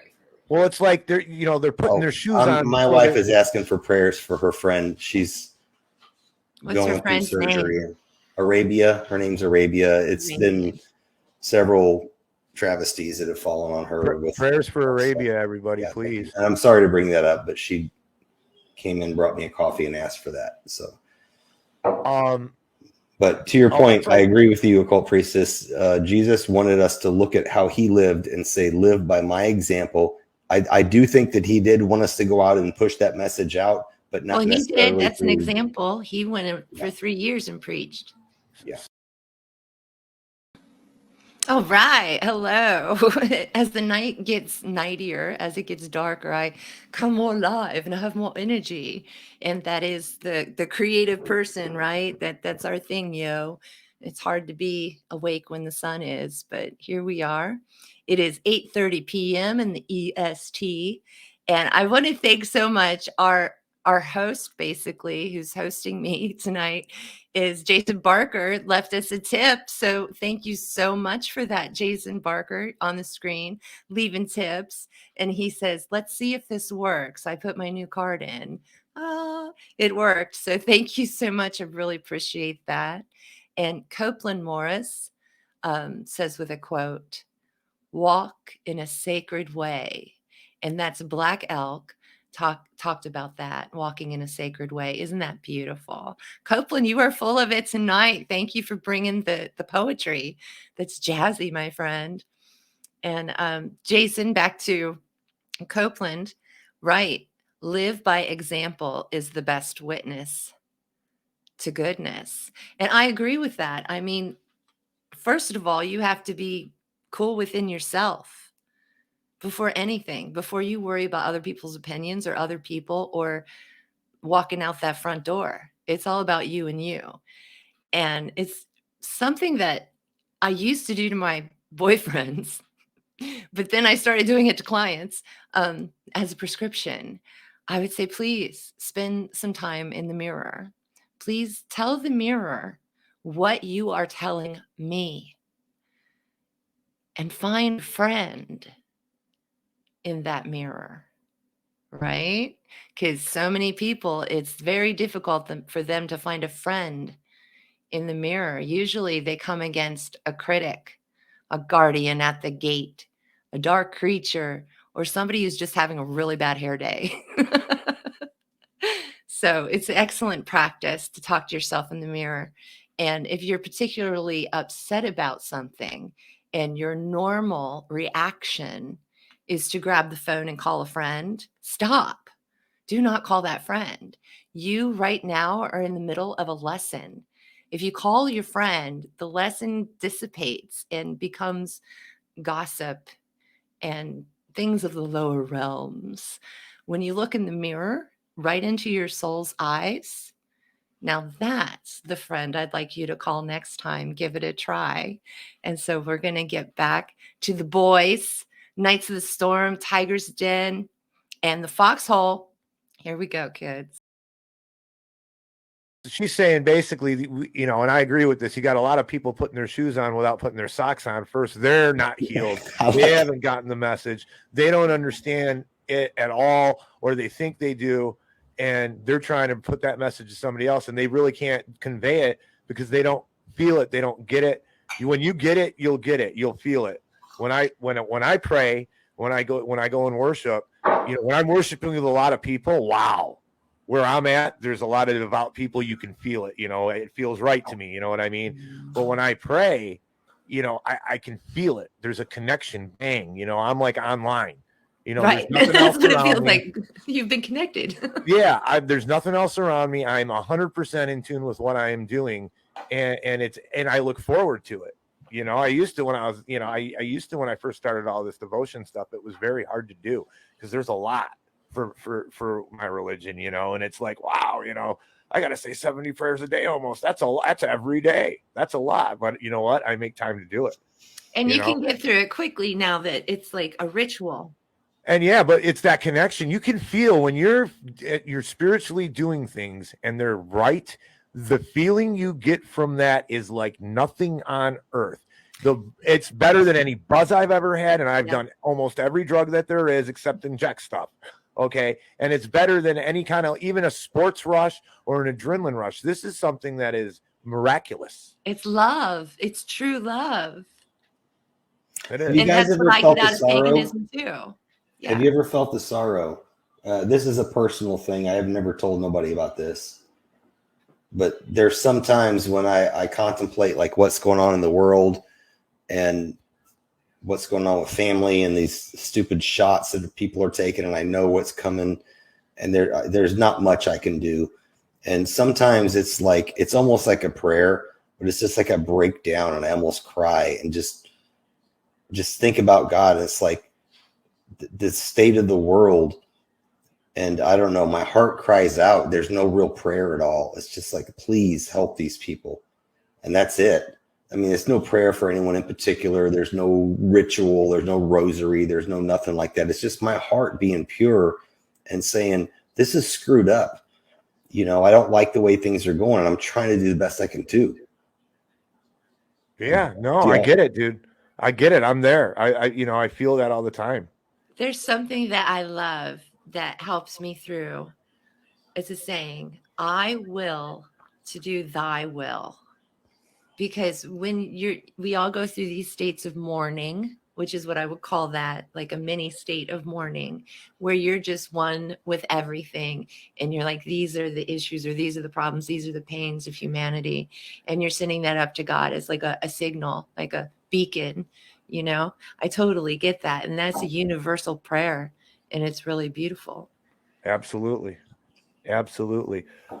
Wow. We went into the weeds all over the place. Did. Symbolism. I thought I was the only one that dealt with that. I thought I was crazy. I think what I wanted to do here a little bit was Occult Priestess. Really, I wanted to get you on and get people to look at you a little bit and hear what you had to say. So they understood a little bit, because our viewers and your viewers, we probably have some different viewers, right?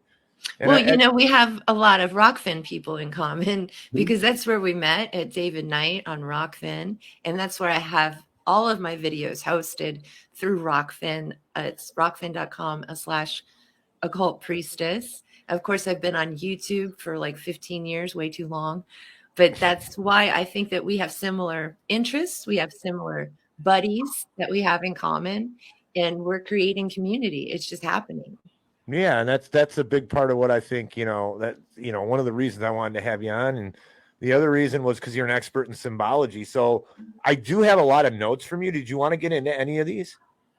Well, I understand that this is advanced, but in every show, there's at least one advanced listener, right? So I do like to give them some what we call meat to chew on, and not just the milk that we all just talk all the time. That's the milk, and this would be the meat. So what I'll do is I'll just read my notes out, because they're pretty succinct.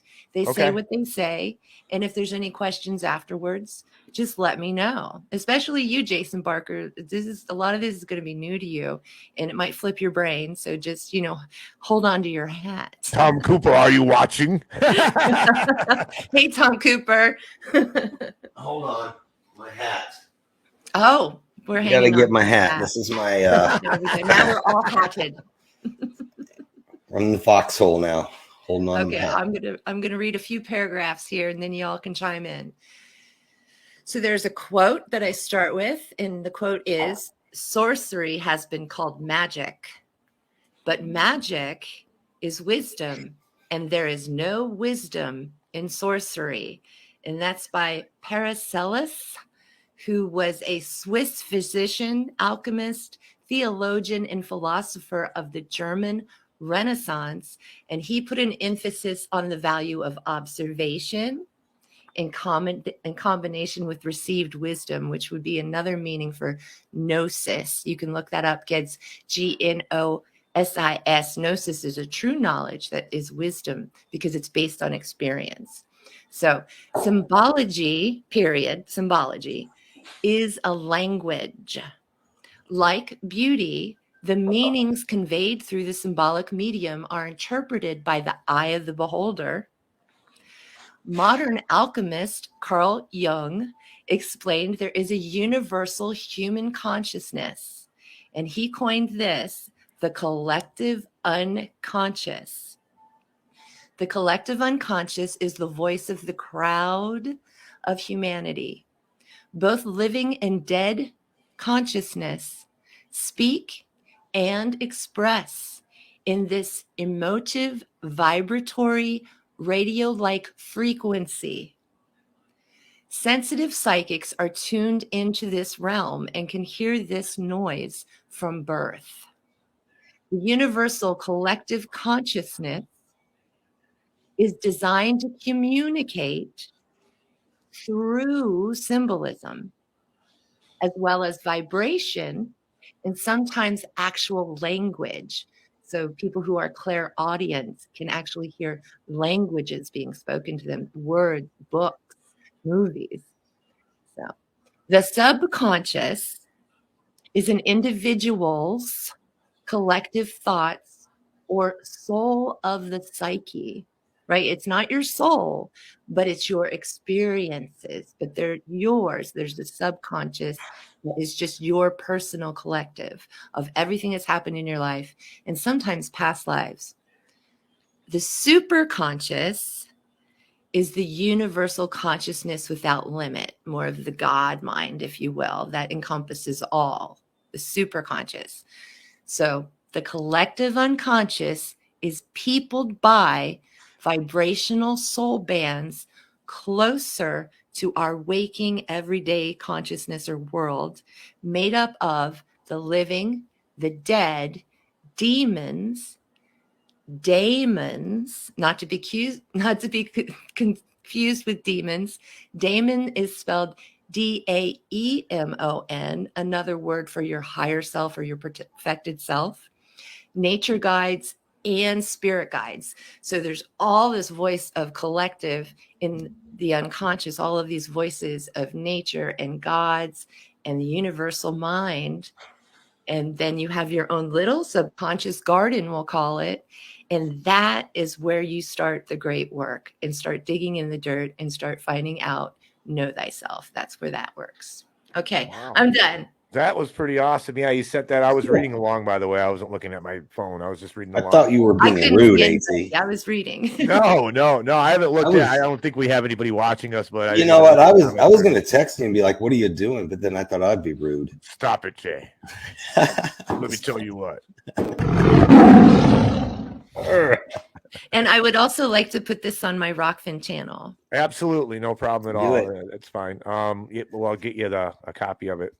Hey, so here's another question here. We're gonna, we plug at the end, so you're gonna be part of. I don't know if you, when you watch all of our shows, I plug everybody that I think is worthwhile. So we plug, So when you're a guest on the show, we're plugging you. I only have so much oxygen in my little lungs, though. But so what's with all the symbolism? Let me share the screen real quick. It's everywhere, Occult Priestess, and that's the thing that really creeps me out. So are we in the midst of giant rituals? Is that's what happening right now? I mean, it's not just right now. In the year 2000, was that it? The year 2000, I woke up to the symbolism of this planet completely, like Shell gas station. Everywhere I looked, there were the symbols of my pagan life and the symbols from the tarot. They're everywhere. So yes. we're not just saying there's evil symbols everywhere. We're saying there are symbols everywhere. And I got pretty freaked out. Like I lost my brain a bit. I went a little crazy realizing all this stuff. And God came into that craziness with his, reached down with his hand and said, remember, child, I am the God of all symbols. And that blew my mind. It was like, that's right. The original meaning of the symbols, the original pure essence of that symbol comes straight from God. So they can put makeup on it, they can change it, they can invert it, but the true essence is still the light of God. Right. So you think a lot of it is happenstance, and a lot of it is commercialism? Like, look at this Doja Cat. Now, I am not a hip guy. I watch old shows like the Tales of the Wells Fargo and stuff like that. I'm not, and I'm stuck in the 80s with thrash metal and I listen to classical. So I'm not up to who Doja Cat is planning to deliberately fuel Illuminati conspiracy theories, right? So like Jay-Z and all these rappers and stuff. Now, I'm not an expert at this stuff. I don't like saying, oh, it's this or it's that 100%, because we really don't know. I promise you, they are not just trolling us. This is their lifestyle. This was their childhood. You know, they didn't just wake up one day and I know all these famous friends and I'm a celebrity. Woohoo. It happened in 24 hours. No, man, these people are raised to be in it. Can I dime in on the PSYOP part of this as a military guy? Perfect. I need to take a little girl break, so I'll be right back, gentlemen. Okay. No problem. So AT, perfect PSYOP. So if you have people out there that for whatever reason they're doing their evil stuff and they have to throw their symbology out there, whether it's from God or not, and they've inverted or not, but it seems to me like anything you see when evil presents itself, it kind of has to announce itself. That's been historically the thing. Like even the devil came out and, you know, when he tempted Adam and Eve, he was like, he started with the truth and then fed into a lie. So he kind of like, they put that out there. So I think what the thing is that they're making it so commonplace for these popular people to throw it out there as kind of a, whatever. It's just a thing. That's a way to cover the actual symbology of people doing the stuff that they're doing, like the World Economic Forum, you know, all that. So it's a way to minimize is what I'm trying to get at, right? That's the nuts and bolts of it. If you come out there, because people are catching on, they're catching on to the symbology with these group people that are not elected. They've self-ordained themselves as elite, and they're trying to make decisions worldwide. They're flooding money, buying politicians and making policy to get things to work their way. And then when people are starting to catch on to him, like Alex Jones in the early days before he went off the rails or whatever, you know, he was actually on to something. But now you got everybody and their brother and sister doing it. It's kind of a joke now. It's a PSYOP. That's my opinion. It's a PSYOP. You're saying it's like, whoops. Oh, yeah, we can hear you, Opie. You're saying it's like Q. Yeah, kind of, I guess you could say. It's like, let's just throw it out there so big and blatant that it's just ridiculous now. But what if it's just their truth? Because this is the takeover. That's pretty big if it is. That's pretty damn big. Well, that's the levity, the gravity I'm coming to you with. We're at the beginning of the final battle, dudes. The final battle. And to do that, they must reveal themselves. That's the true. revelation of the method. They have to do the revelation of the method. I noticed that is a reoccurring theme. And listen, I come from a viewpoint, you know, and this isn't to slight any of this knowledge. Listen, here's the thing about this stuff, and we're getting close, long in the tooth here. We're going to go a few minutes over, ladies and gentlemen, tonight, because this has been really good. If that's okay with my guests. Okay. This is the thing where I come from.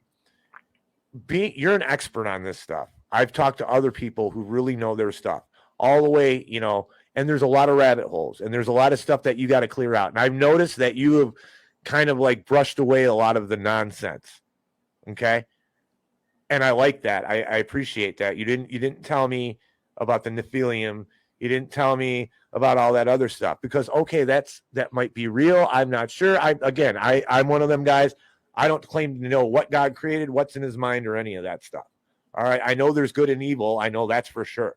And I can talk about that, right? Because that's all you need to know, really. Yeah. So here's the thing. There are people that they need to know about this, but all they really need to know is there's a gigantic battle between good and evil right now. When we start focusing on the bloodlines is extremely interesting. I'm just using this as an example. Fascinating. It's great. Because it proves things. But it takes forever to get into the research and get someone who might be critically thinking enough to fight medical tyranny, CBDC, all CBD, all the stuff coming at us that is going to really impact us, like you said, physically and personally, and our families and our people that we love and the people that we really need to take care of. And when you start steering everybody into that direction, then they get into the weeds. A lot of these people aren't qualified to go there. They're not going to do all the research it takes. Then they're going to be ignorant. Another thing it does is people take this information, which is not novice information, and you spread it, and you spread it in a way that is bombastic for clicks. You talk about it because, you know, it's going to get you views. You talk about it because you want to be different than people. That's a, hey, look at me, I'm different. I believe in this or that, and I know more than you. They want to act like they know more than people, and it tarnishes our message. It tarnishes the message of what's in my face right now. The elf isn't in my face right now trying to, the clockwork elves, not here on my table. I don't know if he exists, if he's whatever. The Federal Reserve is real. The CDC is real. They're tangible. They're affecting my immediate existence or on this terrestrial level. And I don't want, there's got to be a way to do this where we don't get people who aren't, they shouldn't, you can't go to somebody who's leaning this way a little bit and say, there's sodium hexafluorosilicate in the water. There's lizard people drinking Abercrombie, and it all stems back to the bloodlines, which are 5,000 years old. You're going to have to do 50,000 hours of research to learn about all this crap. Or I sound like a raving lunatic if you don't do 50,000 hours of research. These people can't, they don't have time. They're trying to feed their kids. They can't go look at all this esoteric connections with what's really in their face, killing them. It's killing them. Knowing this stuff's not going to help them. It's not. It's not, and that's the one. I love this stuff, but it's the one thing that I think we shoot ourselves in the foot with it way too much. You know, knowledge. Yeah, so you don't drink the whole fifth of, you don't drink the whole fifth of liquor. You just take a little shot at a time until you can absorb it all, because otherwise it's just too much. Exactly. I just went on a rant. Oh my God, I'm sorry. Go on, Occult Priestess. I think you deserve a roar for that. Yeah, I think. You know what? That's going to be a tiger rant, by the way. That's going to be a tiger rant. Well, thank you. Thank you. But what do you think of that? What's your take on that? And then we'll go to JB on his take. I forgot what you said just now. The marginal, taking this information that is expert information. Novices get it. It takes a long time to when you try to let other people know, spread the word a little bit, right? Just you want your neighbors not to eat you. Okay, you want me to go first? Just want them to get prepared. Well, the thing is Freeman and I were just talking about this, like, how come there aren't more listeners, and how come people aren't interested in these real topics that are actual conspiracy that's happening right now, away from the lizards, right? And he said that he postulated that it's because it's an unfamiliar topic. And when people come against unfamiliar topics, this is my viewpoint, the ego gets in the way. You have a no mind that's saying, no, that's new, no. And that's your defensive mind. And it's because your ego isn't, you don't know thyself yet. So you're still acting in immature ways. And also going on the logic side of the person. So intellectualism is a beautiful thing when used right. It does great poetry and art. However, intellectualism has gotten us to the point that we are messing with DNA, that we are creating glow-in-the-dark cats, and that science has gone absolutely mad.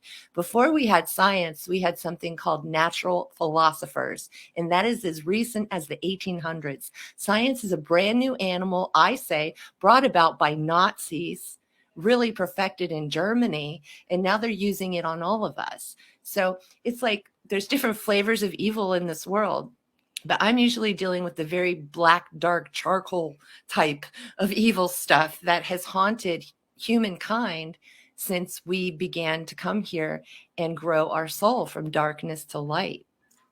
Nice. That deserves a roar there too. Jay? I don't have much to add on that other than it's a big piece of poop brownie that we all have to eat, and it's best to take it off a little bite at a time. So when people take that big bite and they can digest it, they want to throw it in everybody's face, like you said, so fast. And people are comfortable. Nice. They're comfortable in their reality. They don't want to believe that their government would be bad to them, or that the bank is taking advantage of them, or that their money isn't really in the bank. They don't want to believe all this stuff, right? Because they work so hard for it. They don't want to believe the jab is going to kill them or could potentially kill them. They want to be comfortable in everything they've put their hard work and their time into. So, you got to take a little bite out of the poop brownie, and then once you can digest it, then you can take a bigger bite, and then you can start to say, oh, this is actually crap. Nice. Nice.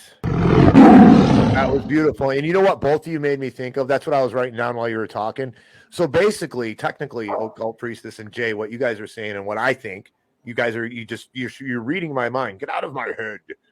But we need to find a way not to trigger the cognitive dissonance defense in natural defense in their brain when we tell them this stuff.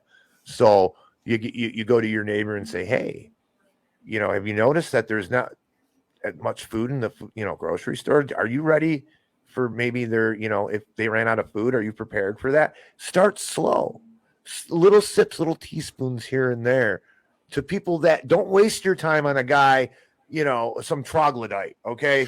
You see some troglodyte and they're, there's just, you can't get through to them. No, don't waste your time on that person. But someone who's halfway intelligent, they have the morals and the ethics that, you kind of like, yeah, this guy or gal's a great person, right? Maybe you can slowly get them into what we're thinking about, what we're talking about. And then you can show them, look, the CBDC thing's a way to enslave you. Look at the medical tyranny. Look, hey, have you noticed all this stuff is kind of evil? And then you could, and that's how it works, I think. I think conspiracy is a lot more popular now. Alex Jones is more popular than he's ever been. So we are in the midst of people not needing to even have neighbors who know this stuff, because it's coming out all over the place. And again, that's part of that revelation. I want to point something out, AT. This is kind of really, really cool because you're a Catholic, right?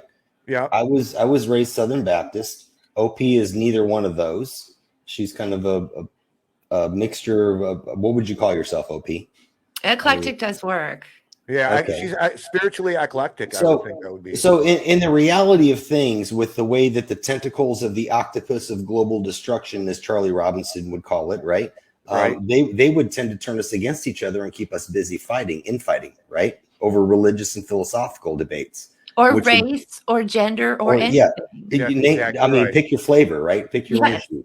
But we're sitting here talking right now, and we're realizing and talking about, we're talking about what we have in common and who our common enemy is. And that's where we need to go in the future. That is the fix for this, is that we put our petty differences aside, because we're all searching the same thing, or we're searching for the same thing, but maybe in different ways. But it's not up to me to judge. My religion says I shouldn't judge you. I should only tell you what I've been told, inform you, and then you make your decision.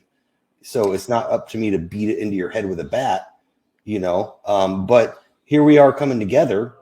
We're not looking at our differences. We're looking at our common enemy. That's where we need to go. And that's where the foxhole is going to go, by the way, tomorrow. So if you remember from the Hunger Games, they say, remember who the real enemy is, Katniss. Right. And that's evil. And as a group, as a collective, as a community, we have to discern good from evil for ourselves personally. And our behavior must follow the good path, because so many people are lying for their truth. So many people are using evil to create more good, which is total crap. You understand? That's interesting. Oh, yeah. You should mention that from Hollywood, because they have to lay out their plan. That's part of what they do. But I think they also have to lay out. I personally don't believe that they have to show us to get out of the karma trap. I have a video on that. They're going to get trapped regardless of. Oh, yeah. Oh, she's frozen. She's frozen. No, I think there she is. Okay. I just think it's interesting you pointed that out, that Hollywood actually gave the solution. That's interesting. To Jay's point, that's why I like doing this, because we have to understand something. There's a little bit, we need to stick together a little bit, guys. It's just that's how it is. And Jay, you're right. We are all, there's all kinds of tribalism going on, and to use religion as part of it is a horrible thing. And any Christian, and I know there's people who call, I am not a Christian. They will say, I am not Christian. And that's ridiculous. But you can't, they're not even going to talk to us or listen to us because we're not what they consider Christian. Or there might be, on the other side, a pagan who won't deal with Judeo-Christians. We can't do that right now.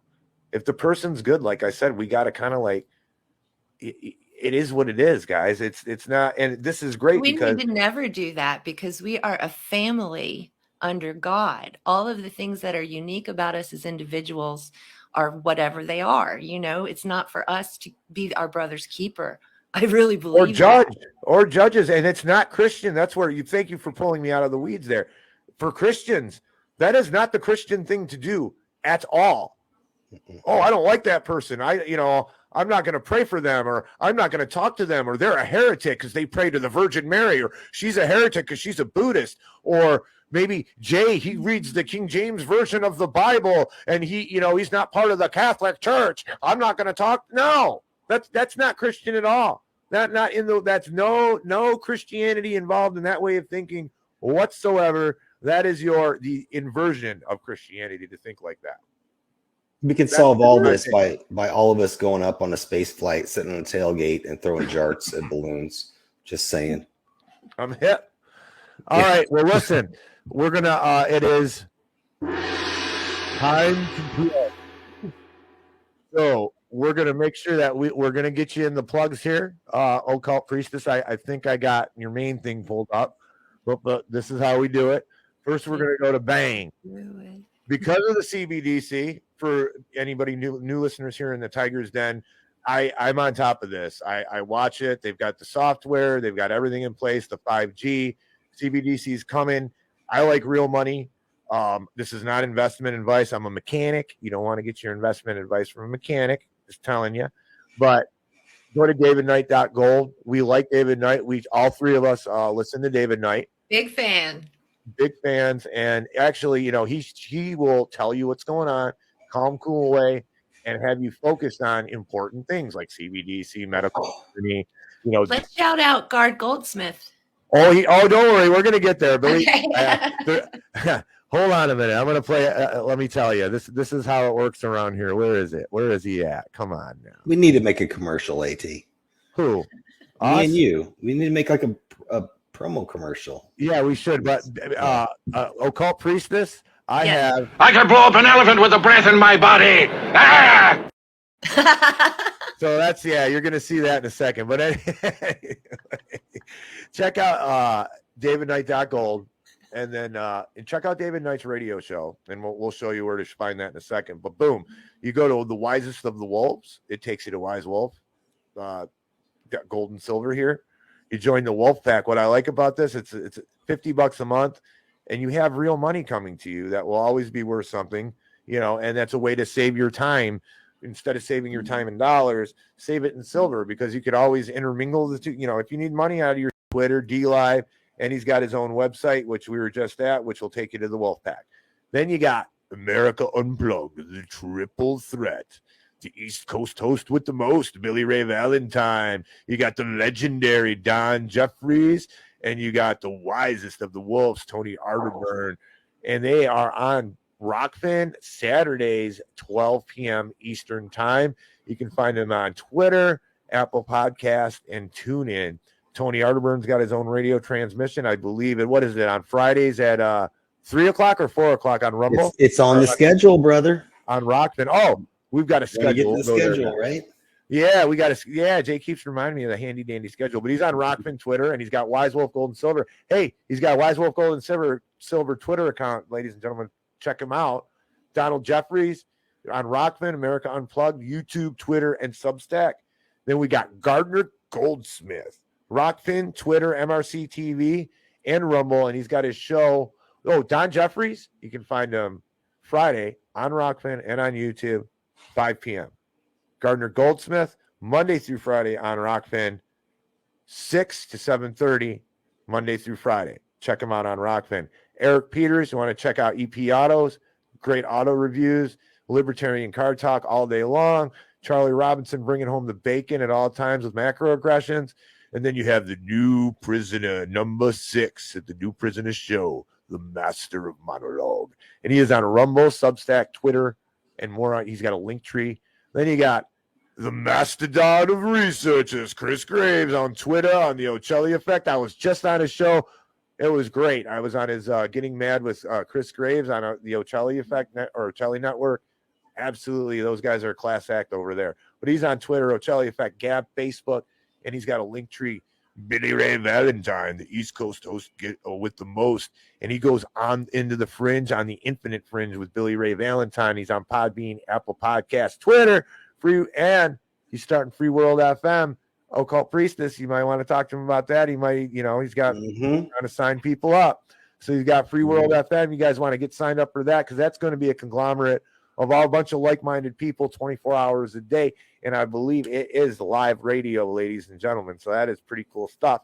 Then you got me, Angry Tiger. You guys know where to find me. I got a link tree. I'm on Anchor, Tiger's Den on YouTube, the Tiger's Den on Rumble.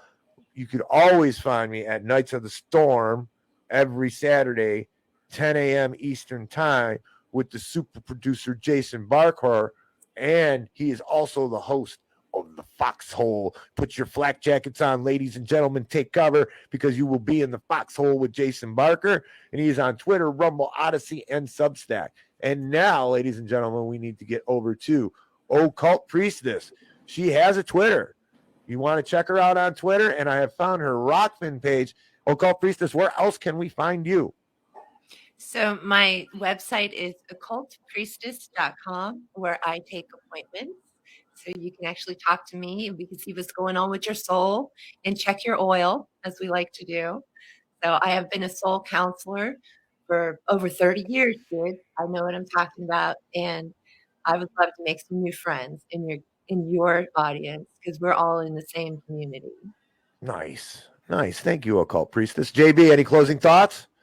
Oh, no, just she said, check your oil. I'm thinking about military terminology. I'm like, nope.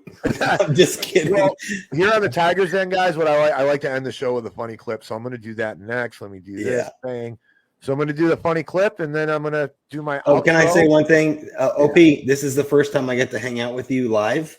It's been a real blast. So it was a pleasure. I just want to say thank you. Thank you, AT, for having me on, and thank you, OP, for having no me problem. I love your show, guys. You need to keep it going strong, because your hearts are definitely in this, and I can feel you. And that's why I cheerlead for you all over the place. And that's why David Knight's cheerleading you too, because you guys are awesome. Oh, we appreciate that, OP. And listen, I'm gonna play this clip, and then I always, I have a message before I do the outro. So guys, stick around, don't go nowhere. Check out this clip. I'll do the outro, and we'll be out of here. Here we go. I thought this was funny. Hope you guys think it is. 睇住嚟啦喎，預備睇住啦，1、2、3啊！哇，好唔好嘢啊？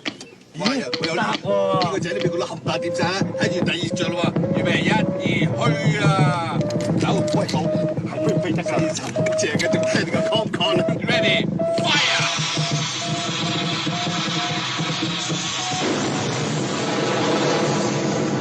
你嗰部電腦唔中你哋個高人咗過我。 That's your unidentified flying object, guys. There it is. Yeah. Ladies and gentlemen, thank you for spending your time in the Tiger's Den. Remember, time is your most valuable commodity. Spend it doing something you love, with someone you love, or improving yourself, or preferably all three of those things. Ladies and gentlemen, until we meet again. Your time is your most valuable.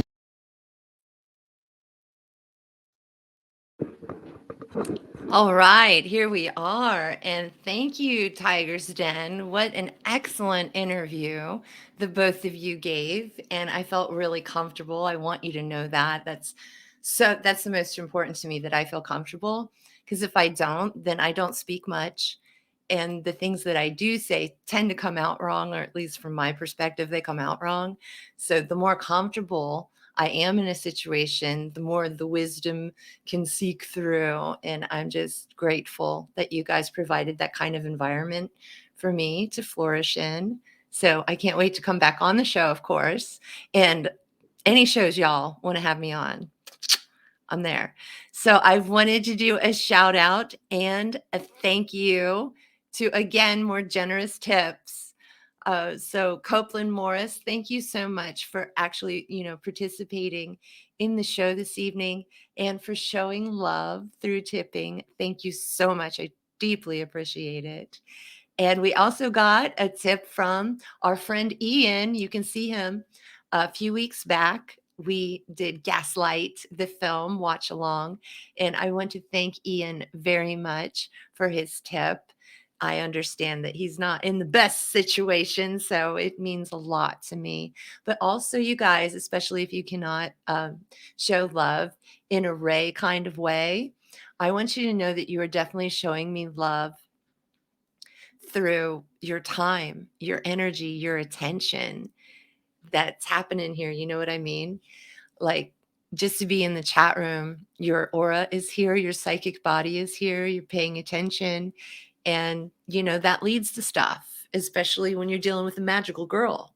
It leads to things. So I hope you're all feeling the magic, because I'm definitely vibing for you. I'm vibing, I'm vibing, I'm vibing for you. So I'm burning for you people. And I'm hoping you all had a good night tonight. With the chat was very lively, and I had a great time personally.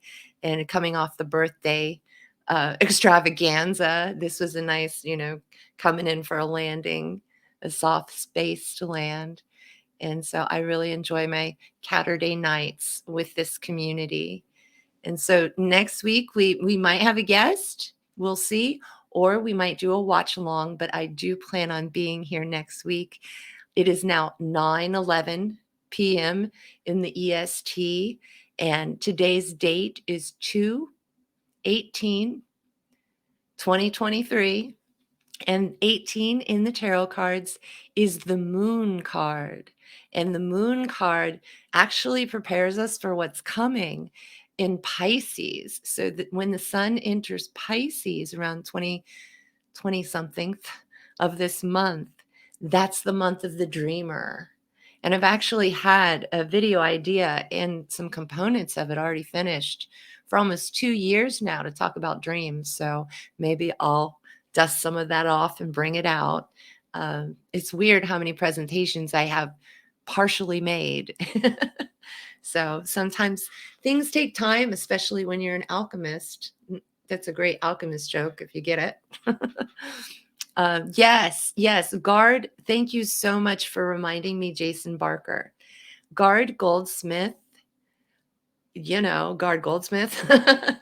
We talked about him earlier this evening, and he was shouted out a few times. This week during his Friday show here on Rockfin, he said that he'd like to have me on the show and do some read-alongs, and that sounds really interesting. So shout out to Guard Goldsmith, and we might even do watch-alongs. So read along, watch along. We'll see what's going along with Mr. Guard Goldsmith. I'm a big fan of him too. So Melissa Kelly, thank you for the hearts, and thank you for the love, and thank you for the tip.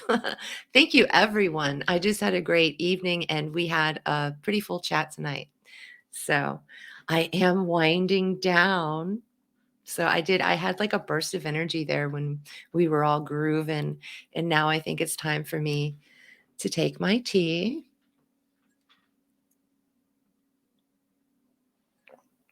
And wish you all great blessings in the coming week. Thank you for watching Occult Priestess's channel. Thank you for your devotion of showing up each week, and even your love in the tipping area. I really appreciate that. So, mwah. I'll see you soon. Good night, everyone.